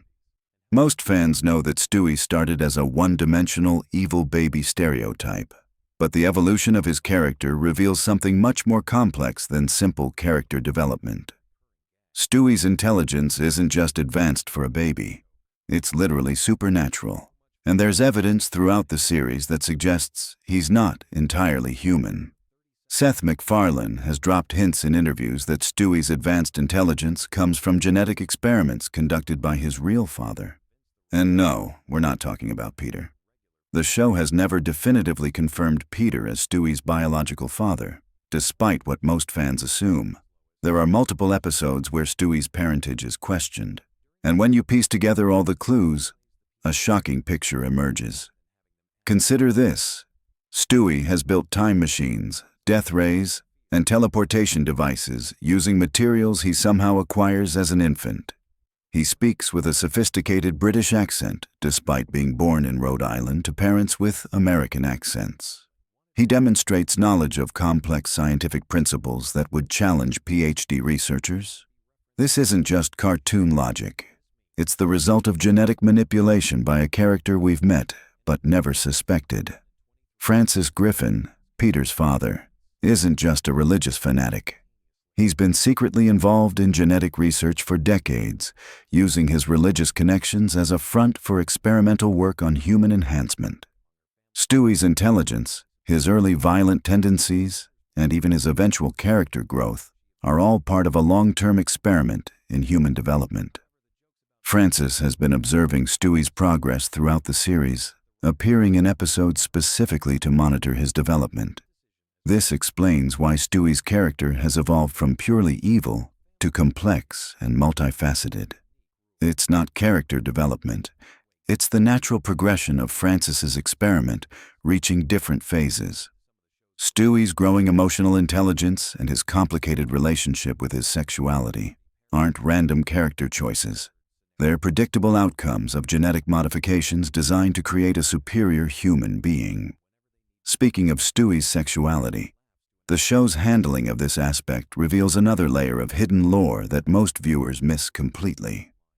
Seth MacFarlane planned Stewie's sexual orientation from the very beginning, but not in the way most people think. Stewie's attraction to various characters throughout the series follows a specific pattern that reveals something disturbing about his psychological development. Every character Stewie has shown romantic or sexual interest and shares specific traits that connect back to his genetic programming. His crushes aren't random attractions. They're responses to psychological triggers implanted during his genetic modification. This is why his attractions seem inconsistent to casual viewers, but follow a clear pattern when analyzed closely. The most shocking revelation about Stewie's sexuality is that it's not actually about gender preference at all. It's about his subconscious recognition of genetic compatibility. Francis programmed Stewie to be attracted to individuals who would produce genetically superior offspring, regardless of gender. This explains why Stewie's attractions seem to shift and change, because they're not based on personal preference, but on biological programming he doesn't understand. But Stewie isn't the only Griffin family member hiding genetic secrets. Meg Griffin's constant suffering and social rejection aren't just running gags. They're the result of her being a failed experiment from the same program that created Stewie. Meg represents what happens when Francis's genetic modifications go wrong, creating someone intelligent enough to understand their social failure, but not intelligent enough to overcome it. This is why Meg occasionally displays flashes of brilliance or unexpected competence that disappear as quickly as they appear. She's fighting against genetic programming designed to suppress her abilities. Every time Meg almost achieves success or happiness, her modified genetics kick in to sabotage her progress. It's not bad luck or poor writing, it's built-in failure programming. The evidence for this theory is scattered throughout hundreds of episodes. But it becomes undeniable when you realize that Meg's failures always occur at crucial moments that would otherwise lead to her escape from the family's dysfunction. She's not meant to escape because her failure is essential to Francis's long-term experimental goals. Peter Griffin's role in this genetic conspiracy is perhaps the most disturbing aspect of all. Peter isn't the lovable idiot he appears to be. His stupidity is a carefully constructed facade designed to hide his role as an unwitting test subject and specimen collector for Francis's experiments. Peter's incredible survival rate, despite constant dangerous situations, isn't cartoon logic. It's enhanced genetic durability. Think about it. Peter has survived explosions, falls, poisonings, and countless other incidents that should have killed him multiple times over. His body's ability to recover from extreme trauma isn't natural. It's the result of genetic modifications that Francis administered without Peter's knowledge. Peter's stupidity serves as the perfect cover for these experiments, because no one suspects an idiot of being involved in complex genetic research. Peter's job history reveals the true scope of this conspiracy. Every workplace Peter has been associated with has connections to genetic research, pharmaceutical development, or human experimentation. The brewery, the toy factory, his various short-term employment, they're all fronts for research facilities where Peter unknowingly participates in ongoing experiments. Lois Griffin's background contains the most shocking revelations of all. Her wealthy family isn't just rich. They're one of the founding families of a secret organization dedicated to human genetic advancement. The Pewterschmidt fortune comes from decades of illegal human experimentation, and Lois's marriage to Peter wasn't a love story. It was an arranged pairing designed to produce genetically diverse test subjects. Lois knows about the experiments. She's always known. Her seemingly irrational decisions to stay with Peter despite his behavior make perfect sense when you realize she's not a victim of his stupidity. She's his handler. Every major life decision the Griffin family makes serves the research goals of Francis's genetic program. This explains why Lois alternates between loving mother and neglectful parent. Her maternal instincts conflict with her research obligations, creating the inconsistent parenting that defines her character. When she's nurturing and protective, she's responding to genuine maternal feelings. When she's dismissive or cruel, she's following research protocols that require emotional distance from test subjects. The most chilling aspect of Lois's involvement is that she genuinely loves her children while simultaneously facilitating their use as experimental subjects. She's trapped between her role as a mother and her obligations to the genetic research program that controls her family's life. Chris Griffin appears to be the only family member not directly involved in the genetic experiments, but his role is actually the most important of all. Chris represents the control group in Francis's multi-generational study. His normal intelligence, typical teenage behavior, and relatively stable personality provide the baseline against which Stewie's enhancements and Meg's failures are measured. But Chris isn't as normal as he appears. His artistic abilities and occasional flashes of insight suggest that he's inherited some of the genetic modifications without the extreme effects seen in his siblings. Chris might be the successful outcome Francis has been working toward, a genetically enhanced human who appears completely normal while possessing subtle advantages. The show has been building toward a revelation about Chris's true nature for years. His relationship with his family members, his inexplicable survival of dangerous situations, and his ability to succeed despite apparent limitations all point to him being the ultimate product of Francis's genetic program. Cleveland Brown's departure from Family Guy wasn't just about launching a spin-off show. Cleveland discovered the truth about the Griffin family's genetic experiments and had to be removed from Quahog before he could expose the conspiracy. His return to the show coincided with his acceptance of a role in maintaining the cover-up. Cleveland's friendship with Peter serves a specific purpose in Francis's research program. As Peter's closest friend, Cleveland provides emotional stability that prevents Peter from asking too many questions about his family's unusual circumstances. Cleveland's laid-back personality and reluctance to confront difficult truths make him the perfect, unwitting accomplice. The most disturbing aspect of Cleveland's involvement is that he's begun to suspect the truth but chooses to remain silent because he fears the consequences of exposure. Several episodes hint at Cleveland's growing awareness that something isn't right with the Griffin family, but he consistently chooses ignorance over investigation. Joe Swanson's paralysis isn't the result of a police accident as commonly believed. Joe discovered evidence of the genetic experiments during a routine investigation and was deliberately paralyzed to prevent him from pursuing the case further. His continued presence in the neighborhood serves as a warning to other potential investigators about the consequences of getting too close to the truth. Joe's incredible upper body strength and his ability to function as an effective police officer despite his disability aren't just inspirational character traits. They're evidence of genetic enhancement designed to compensate for his paralysis. Francis provided Joe with genetic modifications that enhance his remaining abilities in exchange for his silence about the experiments. The relationship between Joe and his family reflects his conflicted feelings about his situation. He genuinely loves his wife and son, but he knows that his involvement in covering up the Griffin family conspiracy puts them at risk. This explains the tension and occasional hostility in Joe's family interactions. Quagmire's over-sexualized personality and his antagonistic relationship with Brian serve specific purposes in maintaining the genetic conspiracy. Quagmire's promiscuity provides Francis with a steady stream of genetic material from diverse sources, expanding the database available for future experiments.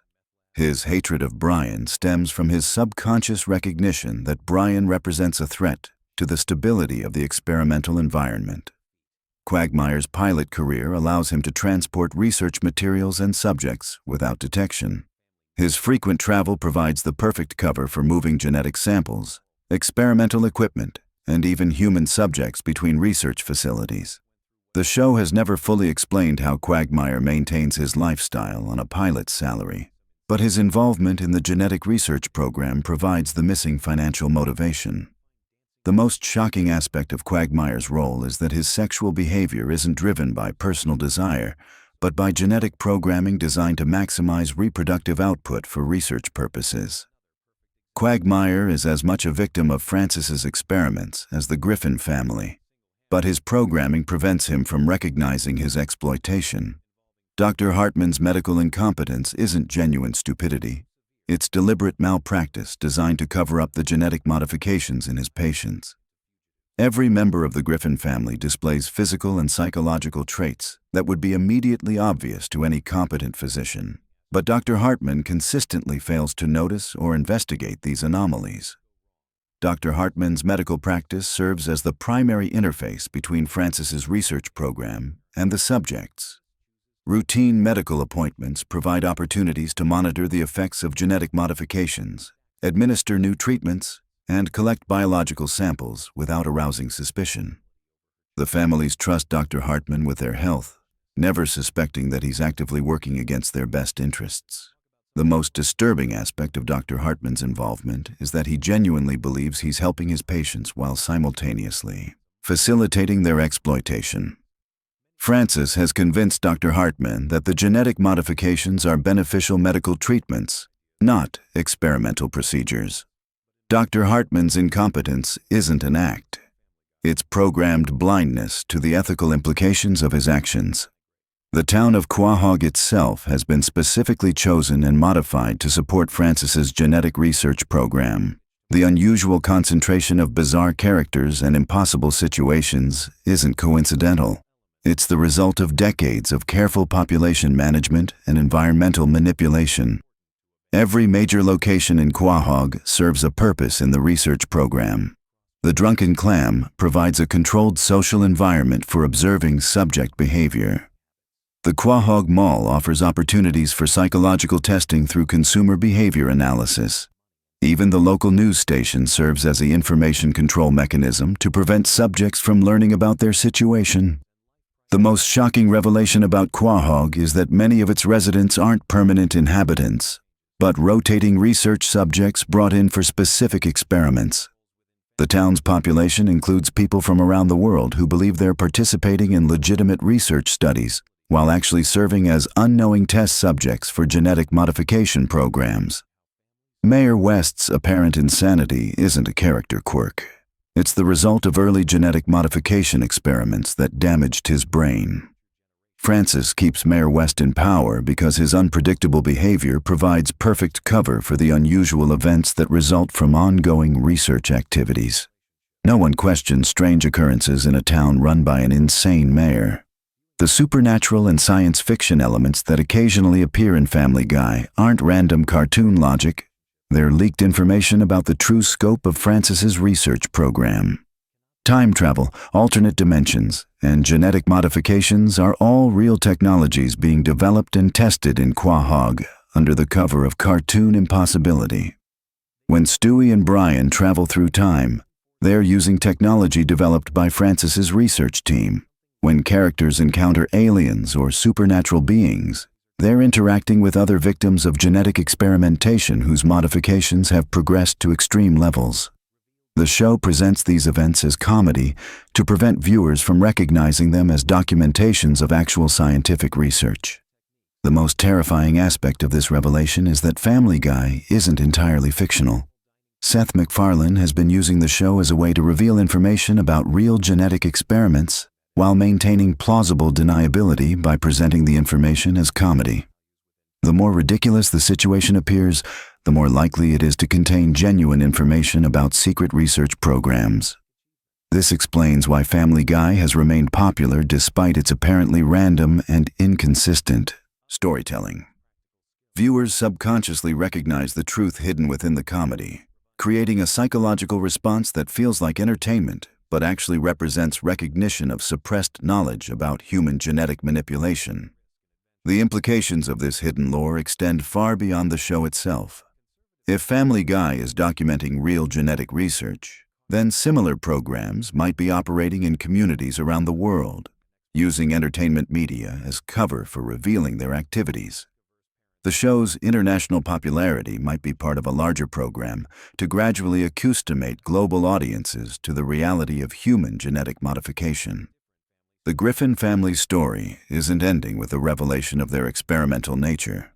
It's building toward something much larger. Francis's research program has been preparing for a global expansion of genetic modification, using the Griffin family as proof of concept for technologies that will eventually be applied to entire populations. Stewie's evolution from evil baby to complex character represents the successful completion of the first phase of Francis's program. The next phase involves scaling up the genetic modifications to affect larger groups while maintaining the same level of control and observation that has been perfected through decades of work with the Griffin family. The most shocking aspect of this expansion is that it's already begun. Communities around the world are experiencing increases in unusual behavior, genetic anomalies, and impossible survival rates that mirror the patterns established in Quahog. Family Guy isn't just entertainment. It's the instruction manual for recognizing the signs of genetic modification in your own community. Seth MacFarlane's other shows, American Dad and The Cleveland Show, represent expansions of the same research program into different demographic groups and geographic locations. Each show tests different aspects of genetic modification and social control, using comedy as cover for documenting real experimental results. The interconnected universe of Seth MacFarlane's shows isn't just creative world building. It's evidence of a coordinated research program that spans multiple communities and test populations. Characters who appear in multiple shows aren't just cameos, they're research subjects whose modifications require monitoring across different experimental environments. This hidden lore transforms Family Guy from a simple, animated comedy into something much more significant and disturbing. The show serves as both entertainment and documentation, comedy and confession, fiction and fact. Every episode contains information that viewers are meant to process subconsciously, while consciously dismissing it as cartoon nonsense. The most important aspect of understanding this hidden lore is recognizing that it changes everything about how we interpret not just Family Guy, but all entertainment media. If one show can serve as cover for revealing information about secret research programs, then other shows might be doing the same thing with different types of hidden information. The Griffin family's story continues to unfold with each new episode, gradually revealing more details about the genetic experiments that define their existence, while maintaining the comedic facade that prevents viewers from taking the revelations seriously. The show's longevity isn't just due to its humor, it's due to its function as an ongoing documentary of human genetic research. As we've discovered today, Family Guy contains layers of hidden lore that transform it from simple entertainment into something much more complex and significant. The Griffin family's genetic modifications, Francis's research program, and the town of Quahog's role as an experimental environment create a narrative that extends far beyond what appears on screen. Understanding this hidden lore doesn't ruin the show's entertainment value. It enhances it by providing context for character behaviors and plot developments that otherwise seem random or inconsistent. Every joke becomes a potential clue, every character interaction becomes a data point, and every impossible situation becomes evidence of technologies that officially don't exist. The most important takeaway from exploring Family Guy's hidden lore is the recognition that entertainment media can serve multiple purposes simultaneously. Shows that appear to be simple comedy might be documenting real events. Characters that seem fictional might be based on real people, and situations that appear impossible might be representations of secret technologies. This revelation about Family Guy opens up possibilities for understanding other animated shows, comedy series, and even dramatic programs in new ways. The techniques used to hide information in plain sight through comedy and cartoon logic might be more common than we ever imagined. The Griffin family's story serves as a warning about the potential consequences of genetic modification research conducted without proper oversight or ethical considerations. Their suffering, despite its comedic presentation, represents real human costs of scientific advancement pursued without regard for individual dignity or consent. But their story also offers hope, because understanding the truth about their situation provides the knowledge necessary to recognize and resist similar programs in real life. By learning to see through the comedic facade, we develop the critical thinking skills needed to identify other instances where entertainment media might be used to hide important information. Family Guy will never look the same once you understand its hidden lore. But that's exactly the point. The show challenges viewers to look beyond surface appearances and question the nature of reality itself. In a world where truth is increasingly difficult to distinguish from fiction, Family Guy provides a masterclass in hidden information and the power of comedy to reveal uncomfortable truths. The next time you watch Family Guy, pay attention to the details that don't quite make sense, the character behaviors that seem inconsistent, and the impossible situations that resolve too easily. You might discover that you're not just watching a cartoon, you're witnessing the documentation of one of the most significant secret research programs in human history. Did you know that Family Guy was actually canceled twice, and that Seth MacFarlane almost died on September 11th, which completely changed the show's trajectory forever? What if I told you that the Griffin family house has a secret basement that's been hidden in plain sight for over 2 decades? Or that Stewie's sexuality was originally planned to be revealed in a completely different way that would have shocked audiences worldwide? Welcome back to another deep dive into animated television history. I'm your host, and today we're exploring the most mind-blowing Family Guy lore that even die-hard fans probably don't know about. From behind-the-scenes secrets that nearly destroyed the show to hidden Easter eggs that connect to other animated universes, this is going to be one wild ride through Quahog and beyond. But before we jump into this rabbit hole of shocking revelations, make sure you hit that subscribe button because we're about to uncover some seriously explosive content that YouTube's algorithm doesn't want you to see. Trust me, by the end of this video, you'll never watch Family Guy the same way again. Let's start with something that will absolutely blow your mind. Seth MacFarlane was originally supposed to be on American Airlines Flight 11 on September 11th, 2001. Yes, you heard that right. The creator of Family Guy was supposed to be on the first plane that hit the World Trade Center. He missed the flight by just 10 minutes because of a hangover and a travel agent who gave him the wrong departure time. This near-death experience completely changed his perspective on life and directly influenced the darker, more satirical direction that Family Guy would eventually take in its later seasons. Think about this for a second. If MacFarlane had been on that flight, we would never have gotten the revival seasons of Family Guy, American Dad, or The Orville. The entire landscape of animated comedy would be completely different. But here's where it gets even more twisted. MacFarlane has admitted in interviews that this experience made him realize how fragile life really is, which is why the show became increasingly more nihilistic and dark as the years went on. The random violence, the complete disregard for character development, and the increasingly absurd situations all stem from this one life-changing moment. Now let's talk about something that will make you question everything you think you know about the Griffin family. The house at 31 Spooner Street has a secret basement that's been featured in multiple episodes. But here's what most people don't realize. This basement connects to a network of underground tunnels that run throughout all of Quahog. These tunnels have appeared in at least 7 different episodes across various seasons, but they're never explicitly connected or explained. In one episode, we see Peter emerge from a manhole cover near the drunken clam. In another, Stewie discovers a hidden passage behind his bedroom wall. That leads to what appears to be the same tunnel system. The most revealing moment comes in a throwaway gag where Brian is chasing a tennis ball and disappears down a storm drain, only to emerge from the Griffin's basement minutes later. This isn't just random comedy writing.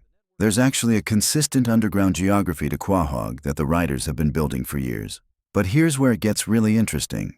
These tunnels connect to similar underground systems in other Seth MacFarlane shows. If you pay close attention to certain episodes of American Dad, you'll notice that the CIA headquarters has access to tunnels that look remarkably similar to the ones in Family Guy.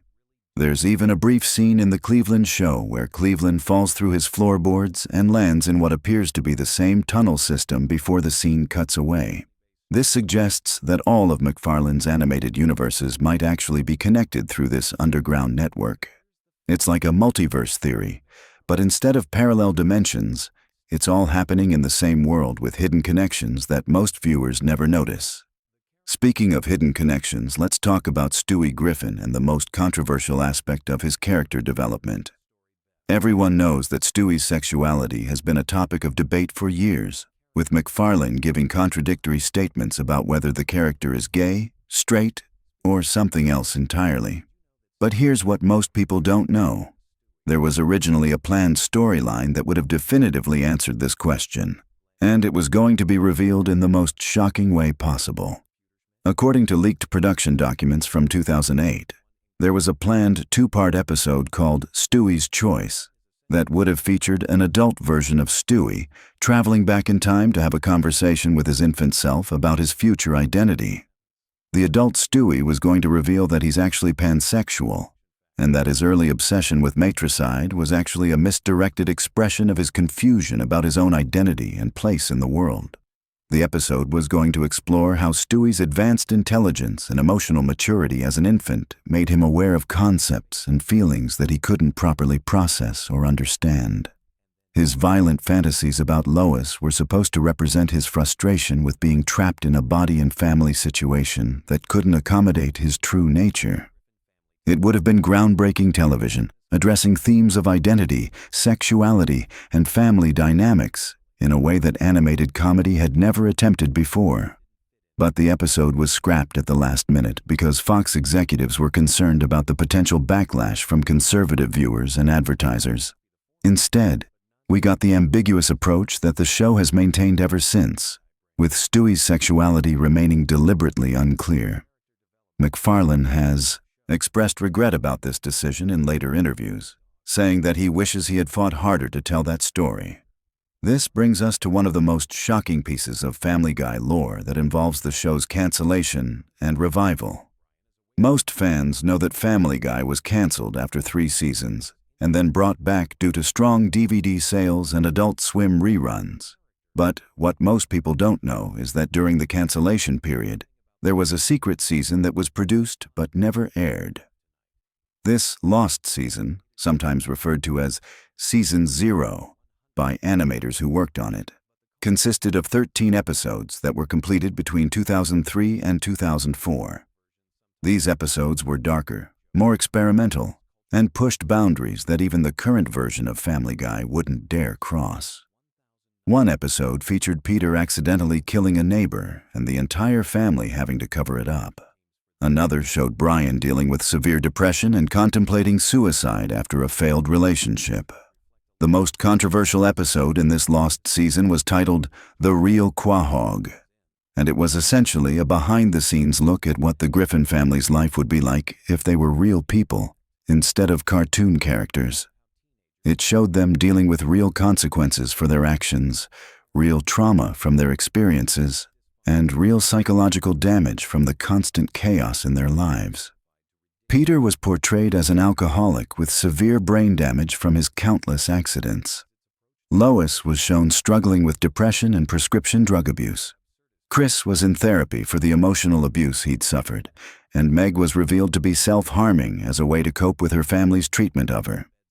This episode was deemed too dark and realistic for television, even by Adult Swim standards. The entire lost season was shelved, and when Family Guy was revived in 2005, the show went in a completely different direction, embracing the absurdist comedy that defines the modern era of the show. But here's the really crazy part. Some of the storylines and jokes from these lost episodes have been recycled and incorporated into later seasons, but in much more sanitized and comedic ways. If you know what to look for, you can actually spot elements from the lost seasons scattered throughout episodes from seasons 4 through 10. Let's shift gears and talk about something that will completely change how you view the show's animation and production. Family Guy uses a technique called limited animation, which is common in television cartoons, but they've hidden several advanced animation techniques throughout the series that most viewers never notice. There are at least 12 episodes that feature what animation experts call rotoscoping, where live-action footage is traced over to create more realistic movement.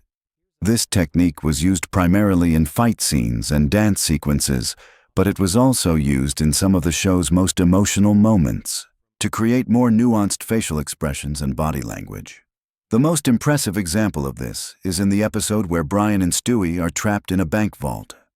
The entire conversation between the two characters was actually performed by live actors first, with Seth MacFarlane and another voice actor acting out the scene in a recording studio. This footage was then rotoscoped to create the animation, which is why that episode feels so much more intimate and realistic than typical Family Guy episodes.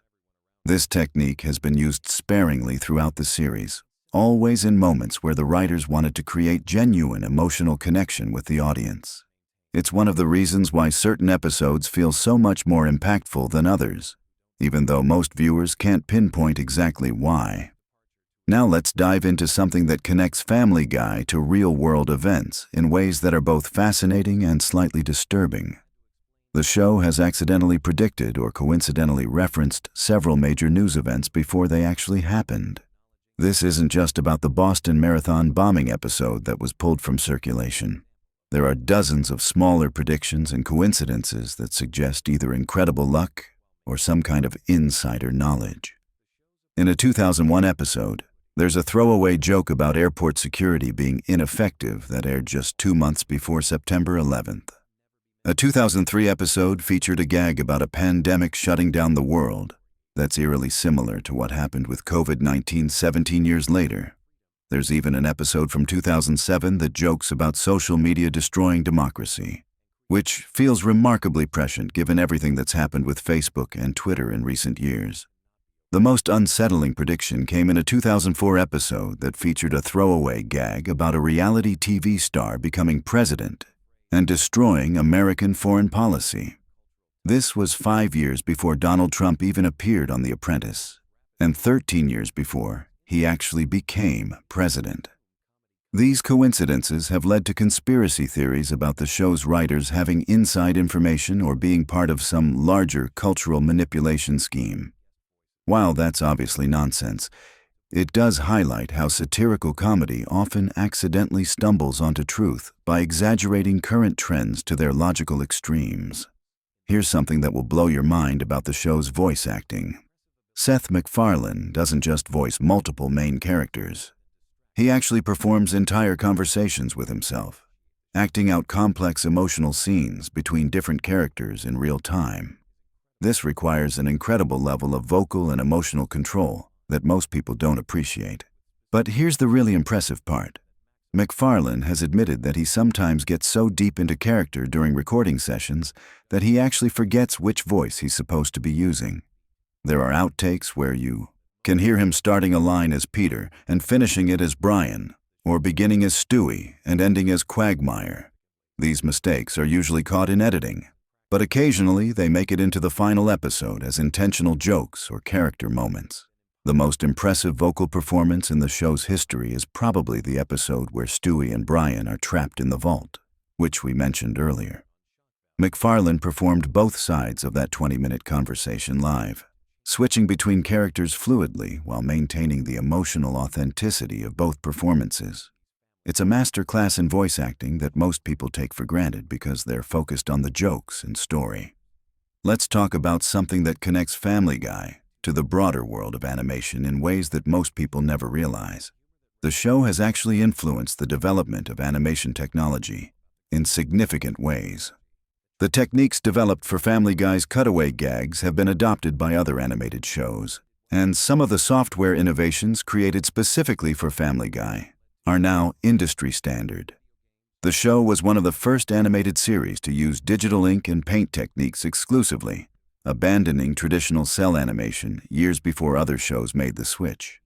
This allowed for more complex visual effects and faster production times, but it also created a distinctive visual style that influenced countless other animated series. More importantly, Family Guy pioneered several techniques for creating rapid scene transitions and visual gags that are now used throughout animated television. The quick cuts, the seamless transitions between reality and fantasy sequences, and the integration of different animation styles within single episodes all originated with Family Guy and have since become standard tools in animated comedy. Here's something that will surprise you about the show's writing process. Unlike most television shows, Family Guy doesn't use a traditional writer's room structure. Instead, the writers work in small teams of 2 or 3 people, developing individual segments and gags that are then assembled into full episodes by a separate editorial team. This explains why Family Guy episodes often feel like collections of loosely connected skits rather than coherent narratives. It's not a bug in the writing process, it's a feature. The show is designed to work like a comedy variety show, with each segment standing on its own while contributing to a larger comedic experience. The cutaway gags are written by a completely different team of writers who specialize in creating short-form comedy content. These writers often don't even know what episodes their gags will be used in. They just create libraries of content that the editorial team draws from when assembling episodes. This system allows for incredible creative flexibility, but it also means that the show's quality can vary wildly from episode to episode, depending on which combination of writers and editors are working on any given installment.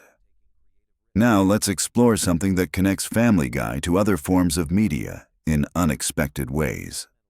The show has actually influenced the development of internet meme culture more than most people realize.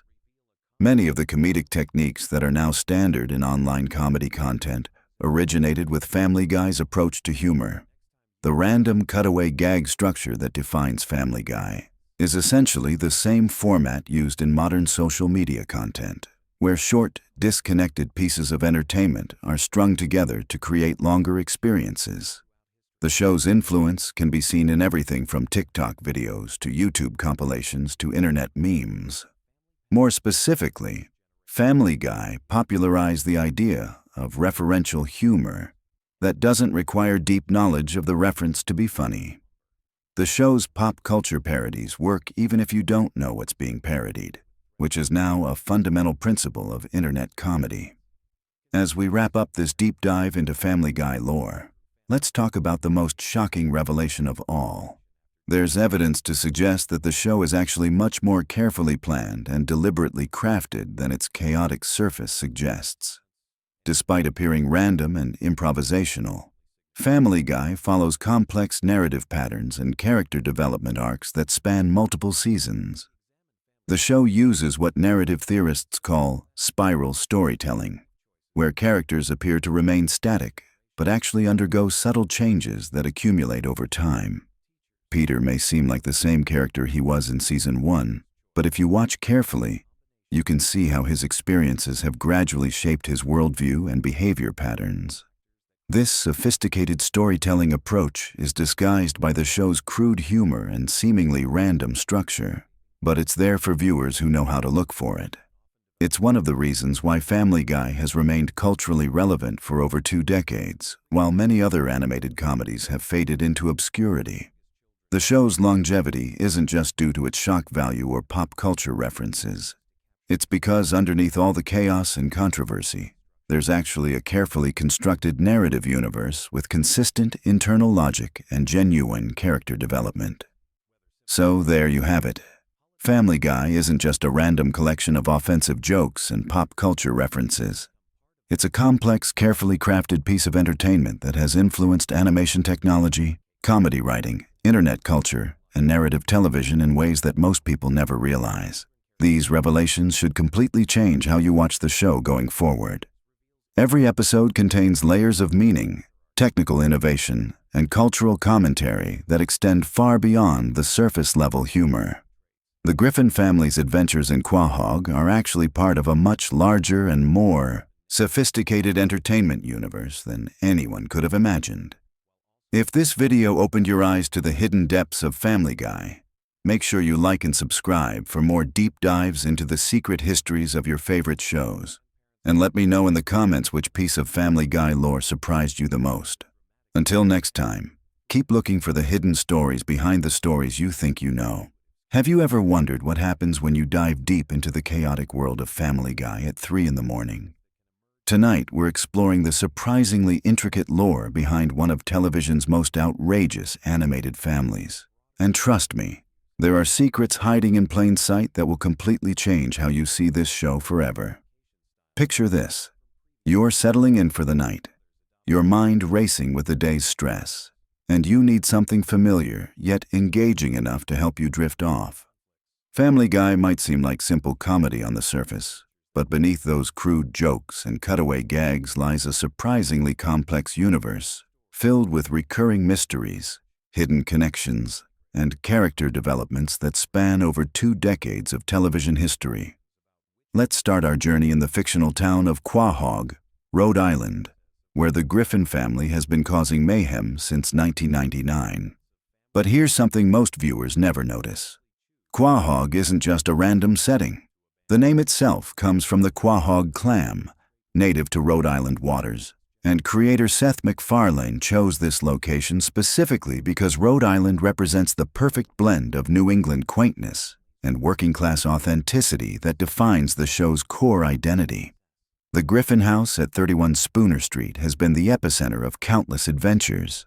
But have you ever stopped to consider the layout and how it defies basic architectural logic? The house seemingly changes size depending on the episode's needs, with rooms appearing and disappearing like something out of a fever dream. This isn't sloppy animation. It's actually a subtle running gag that reflects the show's relationship with reality itself. Peter Griffin, the patriarch of this dysfunctional clan, represents more than just comic relief. His character serves as a commentary on American masculinity in the late 20th and early 21st centuries. Born in Francis Griffin's shadow, Peter's rebellious nature stems from years of religious oppression and emotional neglect. His mother, Mickey McFinnigan, reveals Peter's Irish heritage, explaining his love for drinking and fighting, but also his deep-seated need for acceptance and belonging. The complexity of Peter's psychology becomes apparent when you examine his relationship with his father-in-law, Carter Pewterschmidt. Despite Carter's obvious disdain for Peter, their dynamic reveals Peter's desperate need for patriarchal approval. This psychological wound drives many of Peter's most destructive behaviors, from his get-rich-quick schemes to his constant need to prove his worth through increasingly ridiculous stunts. Lois Griffin, voiced by the talented Alex Borstein, carries secrets that run deeper than most viewers realize. Born into the wealthy Pewterschmidt family, Lois chose to marry Peter against her family's wishes, but her motivations aren't purely romantic. Her character arc reveals a woman torn between her privileged upbringing and her desire for authenticity. The episodes where we glimpse her past as a rebellious teenager and young adult show someone who used Peter as an escape from the suffocating world of high society expectations. But here's where things get interesting. Lois possesses a dark side that emerges throughout the series. Her time as a kleptomaniac, her brief career as a boxer, and her moments of extreme violence suggest that beneath her suburban mother facade lies someone capable of extraordinary ruthlessness. This duality makes her one of the most psychologically complex characters in the entire series. Meg Griffin, often dismissed as the show's punching bag, actually represents one of television's most tragic figures when you examine her story closely. The eldest Griffin child endures constant abuse and neglect from her family, yet continues to seek their approval with heartbreaking persistence. Her character development over the years reveals someone who has internalized her family's treatment to the point where she believes she deserves their cruelty. The episodes that focus on Meg's inner life reveal depths of loneliness and desperation that border on the genuinely disturbing. Her brief moments of happiness, whether through fleeting romantic connections or temporary acceptance from her peers, become incredibly poignant when viewed against the backdrop of her usual suffering. Some fans theorize that Meg represents the collateral damage of dysfunctional family systems, showing how children can become scapegoats for their parents' unresolved issues. Chris Griffin, the middle child, embodies the show's approach to adolescent confusion and sexual awakening. His character walks the line between innocent and disturbing, reflecting the awkward reality of teenage development. Chris's artistic talents, particularly his drawing abilities, suggest hidden depths beneath his seemingly simple exterior. His relationship with his imaginary friend and his various romantic pursuits reveal someone struggling to understand his place in both his family and the wider world. The youngest Griffin, Stewie, presents perhaps the most fascinating character study in the entire series. Initially conceived as an evil genius baby bent on world domination and matricide, Stewie's character has evolved into something far more nuanced. His relationship with his sexuality, his friendship with Brian, and his gradual abandonment of his villainous schemes reflect a character coming to terms with his own identity in a world that doesn't understand him. Stewie's time travel adventures aren't just comedy devices, they represent his desire to escape or fix the circumstances of his existence. His future selves, whether successful or struggling, always seem dissatisfied with their lives, suggesting that Stewie's fundamental problem isn't his circumstances, but his inability to accept himself and his place in the world. Brian Griffin stands apart as the family's conscience, but his role as the moral center becomes increasingly problematic as the series progresses. His liberal politics, artistic pretensions, and romantic struggles make him a deeply flawed character who often embodies the worst aspects of intellectual arrogance. The show's treatment of Brian reflects its complicated relationship with its own political messaging and cultural commentary. Brian's death and resurrection storyline remains one of the most emotionally powerful arcs in the series, revealing just how central he had become to the show's emotional core. His relationship with Stewie provides some of the series' most genuine moments of connection and growth, offering a stark contrast to the chaos that defines most other character interactions. The extended cast of Quahog residents creates a rich tapestry of recurring characters that flesh out the show's universe. Glenn Quagmire, the Griffin's hypersexual neighbor, initially appears as simple comic relief, but deeper examination reveals a character struggling with serious psychological issues. His animosity toward Brian stems from more than just personality conflicts. It represents a clash between different approaches to masculinity and moral philosophy. Cleveland Brown's departure from the series to star in his own spin-off created a noticeable shift in the show's dynamic. His return brought back a stabilizing presence that had been missing, highlighting how important his character was to the group's chemistry. Cleveland's patient, reasonable nature often served as a counterpoint to Peter's impulsiveness and Quagmire's excess. Joe Swanson's character provides representation for disability in animation while avoiding most of the typical pitfalls. His determination to maintain his career as a police officer despite his paralysis, combined with his competitive nature and occasional outbursts of rage, creates a multifaceted character who refuses to be defined solely by his disability. The show's approach to continuity creates an interesting paradox. While individual episodes often ignore established character development and reset relationships to their baseline, certain elements carry forward throughout the series. Character deaths, major life changes, and relationship developments sometimes stick while others are completely forgotten by the next episode. This selective continuity reflects the show's unique position between traditional sitcom structure and the more serialized storytelling that has become common in modern television. The writers pick and choose which developments to maintain based on their comedic potential and character impact rather than strict adherence to realistic progression. The show's relationship with pop culture goes beyond simple references and parodies. Family Guy has become a cultural touchstone itself, with its cutaway gag structure influencing countless other animated series. The show's willingness to break the fourth wall and acknowledge its own existence as a television program creates a metatextual layer that rewards longtime viewers while potentially confusing newcomers. The series' cancellation and revival story has become part of its own mythology. The fan campaign that brought the show back from cancellation in 2005 demonstrated the passionate loyalty of its audience and gave the series a second chance that most canceled shows never receive. This resurrection allowed the show to evolve and mature in ways that might not have been possible during its original run. The animation style itself has undergone subtle but significant changes over the years.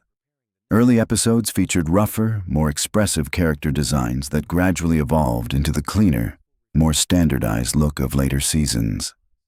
These changes reflect both technological improvements and shifts in the show's production values as it became increasingly successful.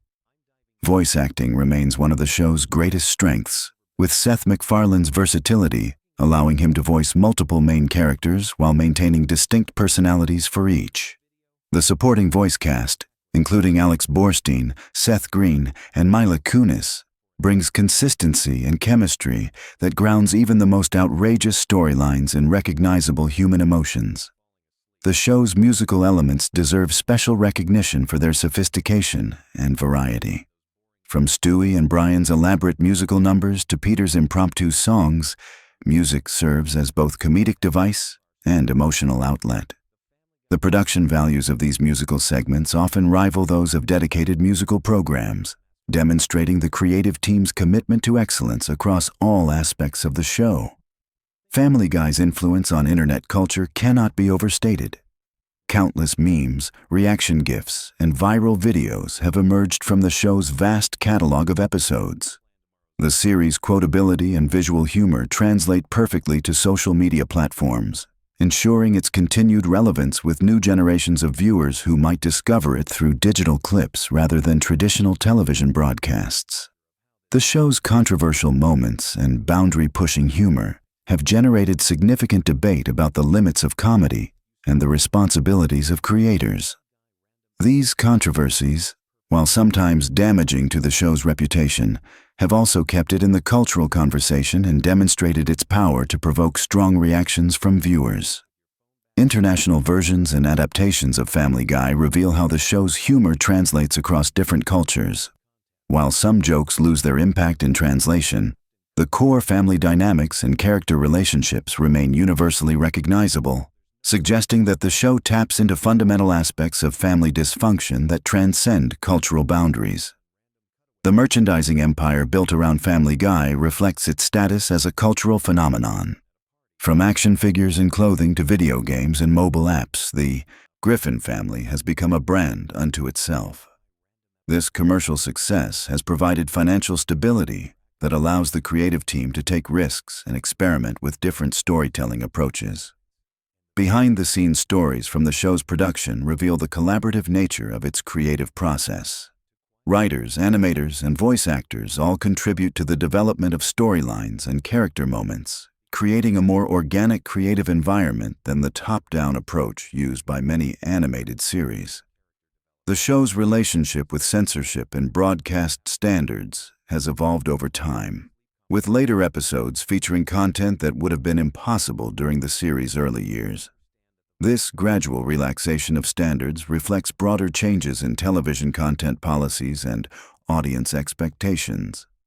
Academic analysis of Family Guy has produced numerous scholarly papers examining its cultural impact, narrative structure, and social commentary. These serious examinations of what many dismiss as lowbrow entertainment reveal the complexity hidden beneath the show's irreverent surface. The series' longevity has allowed it to comment on changing social attitudes and cultural shifts over more than 2 decades. Episodes from different eras reflect the concerns and preoccupations of their respective time periods, creating an inadvertent chronicle of American culture's evolution. Future storylines and character developments remain unpredictable, as the show's willingness to subvert expectations and challenge viewer assumptions continues to drive its creative choices. The balance between maintaining familiar character dynamics and allowing for growth and change represents an ongoing challenge for the creative team. Fan theories about hidden meanings, secret connections, and future plot developments demonstrate the active engagement of the show's audience. These theories, while often reaching far beyond the creator's actual intentions, reveal the deep investment viewers have in the show's fictional universe and characters. The show's treatment of sensitive topics has evolved over time, reflecting both changing social standards and the creator's own growth and development. While early episodes sometimes relied on shock value and transgressive humor, later seasons have shown more nuanced approaches to difficult subjects. As you drift off to sleep tonight, consider how Family Guy has woven itself into the fabric of popular culture while maintaining its essential identity as a story about one deeply flawed but ultimately loving family. The Griffin clan's adventures may be absurd and their behavior often inexcusable, but their struggles with identity, acceptance, and belonging reflect universal human experiences that resonate with audiences around the world. Sweet dreams, and remember that no matter how chaotic your own family might seem, at least you're not dealing with a time-traveling baby, a talking dog with writer's block, and a father who once fought a giant chicken in an epic multi-episode battle that destroyed half of downtown Quahog. Picture this. You're scrolling through endless videos trying to find something to help you drift off to sleep, and somehow you stumble across Family Guy lore. Sounds weird, right? But here's the thing that might surprise you. The chaotic world of the Griffin family actually contains some of the most bizarrely comforting storytelling patterns that work perfectly as background noise for sleep. Tonight, we're diving deep into the unexpected rabbit hole of Family Guy's hidden mythology, character backstories, and running gags that have been quietly building for over 2 decades. Trust me, by the end of this exploration, you'll understand why this animated chaos makes for surprisingly perfect sleep content. Let's start with something that might blow your mind. Family Guy isn't just random jokes thrown together. There's actually a complex web of continuity that runs through the entire series, creating this weird sense of familiarity that your brain craves when winding down. Think about it. Every episode follows certain predictable patterns. Peter does something stupid. Lois gets frustrated. Stewie plots world domination. Brian gets philosophical. Chris says something innocent yet profound, and Meg gets ignored. These patterns become almost meditative when you're not actively watching but just listening. The Griffin house itself has become this iconic location that feels more real than most TV homes. You know exactly where everything is. The living room with that brown couch facing the TV. The kitchen where most family arguments happen. Peter and Lois's bedroom where countless cutaway gags have originated. Stewie's room with all his advanced technology that somehow nobody questions. This geographical consistency creates a mental map that feels safe and familiar, exactly what your brain wants when transitioning to sleep. Now, let's talk about Peter Griffin's backstory, because it's way more elaborate than you might remember. Peter wasn't always the bumbling patriarch we know today. His childhood in Rhode Island shaped him in ways that the show has been slowly revealing for years. His relationship with his father, Mickey McFinnigan, later revealed to be Francis Griffin, created deep-seated issues around authority and approval that explained so much of his adult behavior. The revelation that Francis wasn't even his biological father added layers to Peter's identity crisis that runs throughout the series. Peter's various jobs throughout the show create this strange career timeline that somehow makes sense in the Family Guy universe. From his early days at the toy factory to his time at the brewery, each workplace became a setting for elaborate storylines and character development. His relationships with his co-workers like Joe, Quagmire, and Cleveland formed the foundation of the show's secondary character network. These aren't just random neighbors. They're part of an intricate social ecosystem that's been developing since episode 1. Speaking of Joe Swanson, his backstory represents some of the show's most surprisingly deep storytelling. The details of how he became paralyzed have been explored multiple times, each revealing adding new layers to his character. His police career, his relationship with his wife Bonnie, and his struggles with his disability are handled with unexpected sensitivity for a show known for its controversial humor. Joe's friendship with Peter represents this weird masculine bond that transcends typical sitcom relationships. Glenn Quagmire might seem like a one-note character, but his history is incredibly complex. His career as a pilot isn't just a job setup for jokes. It's connected to his adventurous personality, his worldliness, and his complex relationship with commitment. The episodes exploring his relationship with his father, his various romantic entanglements, and his twisted psychology reveal a character struggling with deeper issues beneath the surface humor. His rivalry with Brian creates ongoing tension that drives multiple episode plots. Cleveland Brown's departure and return to the show created this weird narrative gap that the writers have handled in interesting ways. His move to Stoolbend and eventual return to Quahog wasn't just a business decision. It was woven into the show's mythology in ways that acknowledge the real-world circumstances while maintaining fictional continuity. His relationship with his new wife Donna and his blended family created storylines that explored themes of second chances and family dynamics. Brian Griffin represents perhaps the show's most complex character development. He's not just a talking dog, he's a struggling writer, a recovering alcoholic, a liberal intellectual, and Peter's best friend, all wrapped into one character. His various romantic relationships, from his puppy love crushes to his serious adult relationships, have been explored with surprising depth. His death and resurrection created one of the show's most emotionally impactful storylines, proving that viewers had formed genuine emotional attachments to these characters. Brian's literary aspirations connect to larger themes about artistic struggle and unfulfilled potential that run throughout the series. His unfinished novel, his various writing projects, and his intellectual pretensions create this ongoing character arc about creativity and disappointment. His relationship with Stewie represents one of television's most unique friendships, transcending the typical pet owner dynamic to become something genuinely touching. Stewie Griffin's evolution from world-conquering villain to sexually confused genius baby represents one of the most significant character developments in animation history. His early episodes focused on elaborate schemes to kill Lois and take over the world. Gradually, the show revealed deeper layers to his personality, exploring his relationships, his sexuality, and his genuine affection for his family, despite his sinister exterior. The time travel episodes featuring Stewie and Brian created an entire subplot mythology that spans multiple seasons.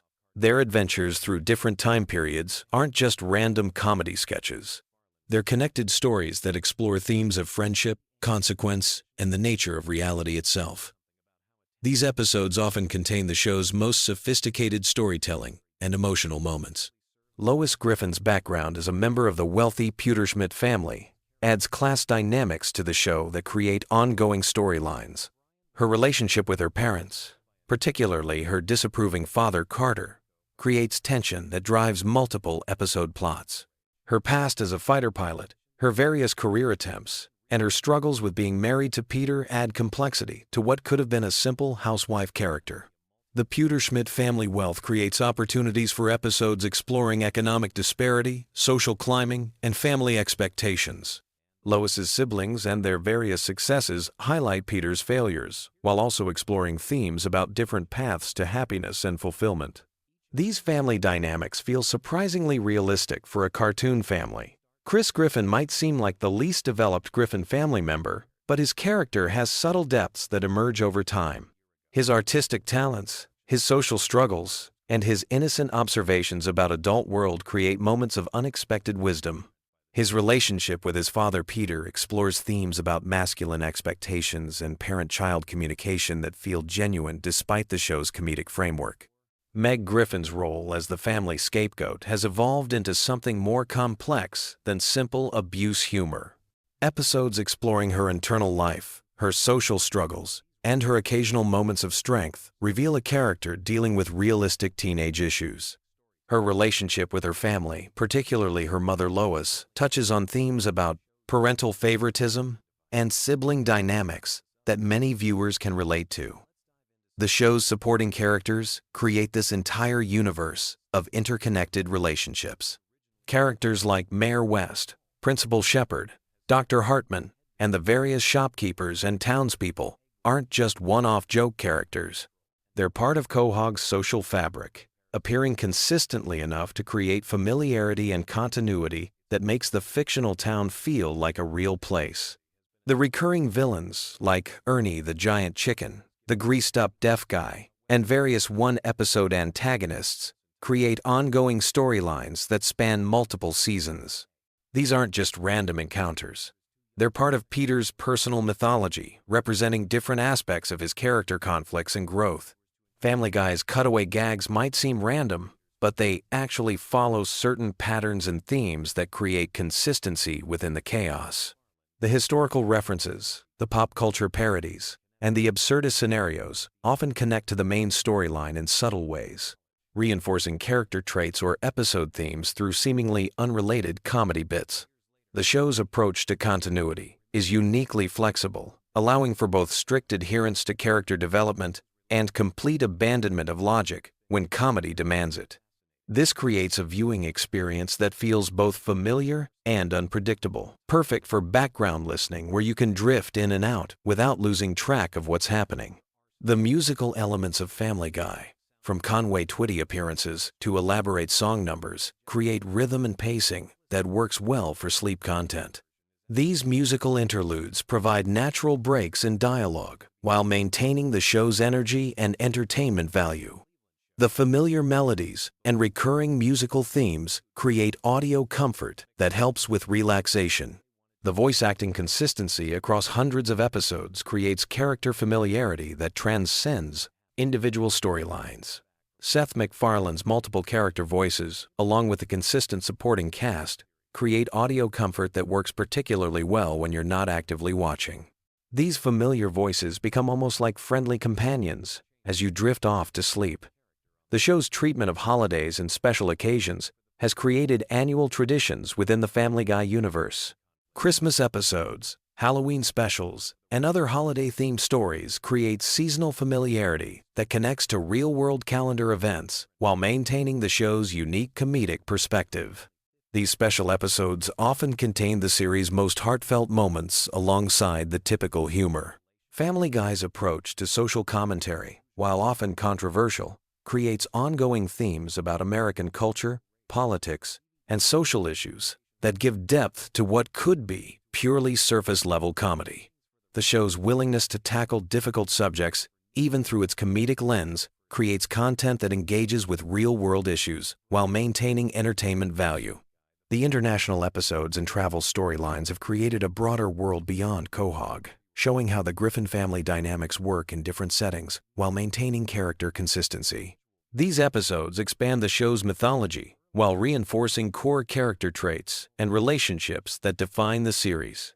As we wind down this exploration of Family Guy's hidden depths, it's worth noting how the show's longevity has created this massive tapestry of interconnected stories, character developments, and running gags that form a complete fictional universe.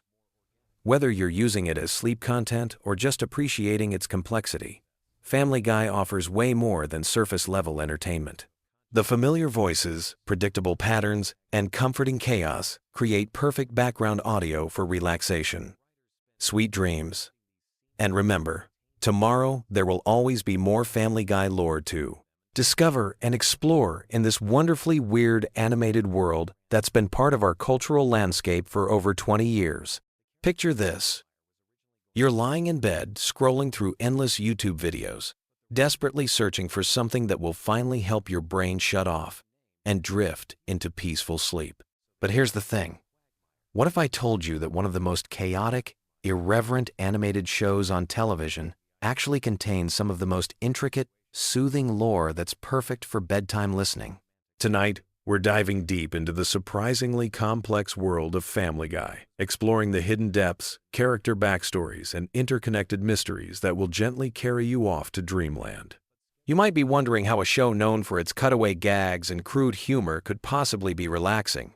But trust me, when you peel back the layers of chaos and focus on the underlying mythology, Family Guy reveals itself to be a masterpiece of world building that's been quietly developing for over 2 decades.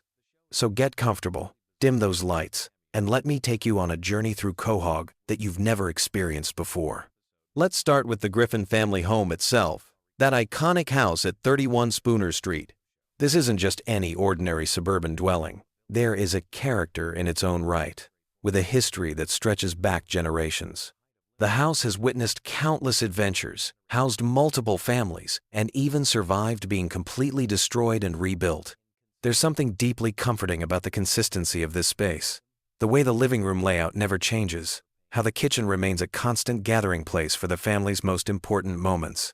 The basement of the Griffin house holds particular significance in the show's lore. It's not just where Peter keeps his exercise equipment that he never uses. It's been a fallout shelter, a laboratory, a secret hideout, and even a portal to other dimensions in various episodes. The basement represents the hidden depths beneath the surface chaos of the Griffin family life, much like how this very video represents the hidden depths beneath Family Guy's surface comedy. Speaking of Peter Griffin, let's explore the surprisingly complex psychology of this seemingly simple character. Peter isn't just a bumbling father figure. He's a man with deep-seated insecurities, childhood trauma, and an almost childlike wonder about the world around him. His relationship with his father, Mickey McFinnigan, shaped his entire worldview. Growing up believing his father was dead, only to discover he was actually alive and working as a knight at medieval times, created a fundamental trust issue that manifests in Peter's often erratic behavior. Peter's various career changes throughout the series aren't just random plot devices, they represent his constant search for identity and purpose. From his time as a toy factory worker, to his stint as a fisherman, from his brief period as a country music star, to his role as a brewery owner. Each job represents a different facet of Peter's personality trying to emerge.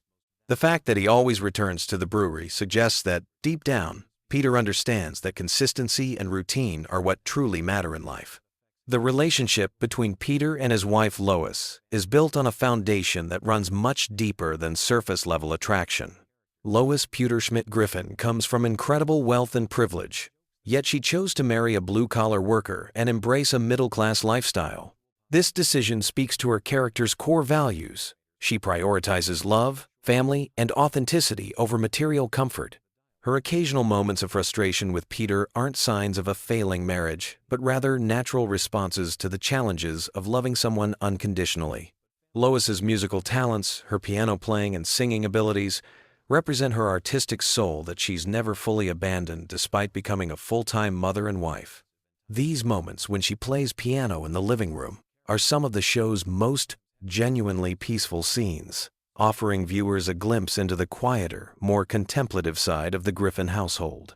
The children of the Griffin family each represent different aspects of human development and potential. Meg, often the target of the family's jokes, is actually the most grounded and emotionally mature member of the household. Her struggles with popularity and self-acceptance mirror the universal teenage experience, but her resilience and ultimate self-worth make her a quietly heroic figure. The way she continues to care for her family despite their treatment of her speaks to an inner strength that's truly admirable. Chris Griffin embodies the awkward transition from childhood to adulthood, with all the confusion and wonder that entails. His artistic talents, his surprising moments of wisdom, and his generally kind nature suggest a bright future ahead. Despite his current social awkwardness, there's something deeply relatable about Chris's journey of self-discovery, his struggles with body image, and his earnest attempts to understand the adult world around him. Then there's Stewie Griffin, perhaps the most complex character in the entire Family Guy universe. Behind his megalomaniacal exterior lies a sophisticated intelligence grappling with existential questions that most adults never even consider. Stewie's time machine adventures aren't just science fiction comedy, they represent humanity's eternal desire to understand our place in the universe, to correct our mistakes, and to glimpse what lies ahead. The evolution of Stewie's character from would-be world conqueror to confused child genius to questioning young person represents one of television's most subtle and well-executed character developments. His relationship with Brian the dog serves as the emotional core of many episodes, showing how friendship can transcend species, age, and even sanity. Brian Griffin deserves special attention in any discussion of Family Guy lore. As the family dog who walks upright, speaks eloquently, and pursues intellectual interests, Brian represents the aspirational aspects of human nature. His struggles with alcoholism, his romantic failures, and his literary ambitions make him perhaps the most human character on the show, despite being a dog. Brian's backstory, including his time as a stray in Austin, Texas, and his eventual adoption by the Griffin family, speaks to themes of belonging and found family that resonate deeply with viewers. His college education, his liberal political views, and his artistic pretensions might make him seem pretentious, but they also represent the very human desire for self-improvement and intellectual growth. The recurring characters of Quahog create a rich tapestry of small-town life that feels both familiar and fantastical. Glenn Quagmire, the Griffin's neighbor, might seem like a one-dimensional character focused on his pilot career and romantic pursuits, but deeper examination reveals a man grappling with loneliness and searching for genuine connection. His antagonistic relationship with Brian stems from philosophical differences that reflect real-world political and social divisions. Cleveland Brown's friendship with Peter represents the kind of loyal, enduring male friendship that many viewers find deeply comforting. Despite moving away to star in his own show and eventually returning, Cleveland's bond with Peter remains unchanged, speaking to the timeless nature of true friendship. Their shared history, from high school through adulthood, creates a sense of continuity and stability in an otherwise chaotic world. Joe Swanson's story as a disabled police officer adds layers of representation and resilience to the show's universe. His determination to maintain his career and active lifestyle despite his paralysis, combined with his role as a devoted husband and father, makes him an inspiring figure. The friendship between Joe, Peter, Quagmire, and Cleveland represents different aspects of masculinity and how men can support each other through life's challenges. The town of Quahog itself has a rich history that's been revealed gradually throughout the series. From its founding by seemingly ordinary settlers to its hidden connections to major historical events, Quahog represents the idea that every small town has secrets and stories worth telling. The various businesses, from the Drunken Clam Bar to the Quahog Mini Mart, create a sense of place that feels lived in and authentic. The Drunken Clam, in particular, serves as a sanctuary for the male characters, a place where they can escape the responsibilities and pressures of adult life. The dim lighting, the familiar faces, and the comfortable routine of sharing drinks and conversation create an atmosphere that many viewers find deeply relaxing and nostalgic.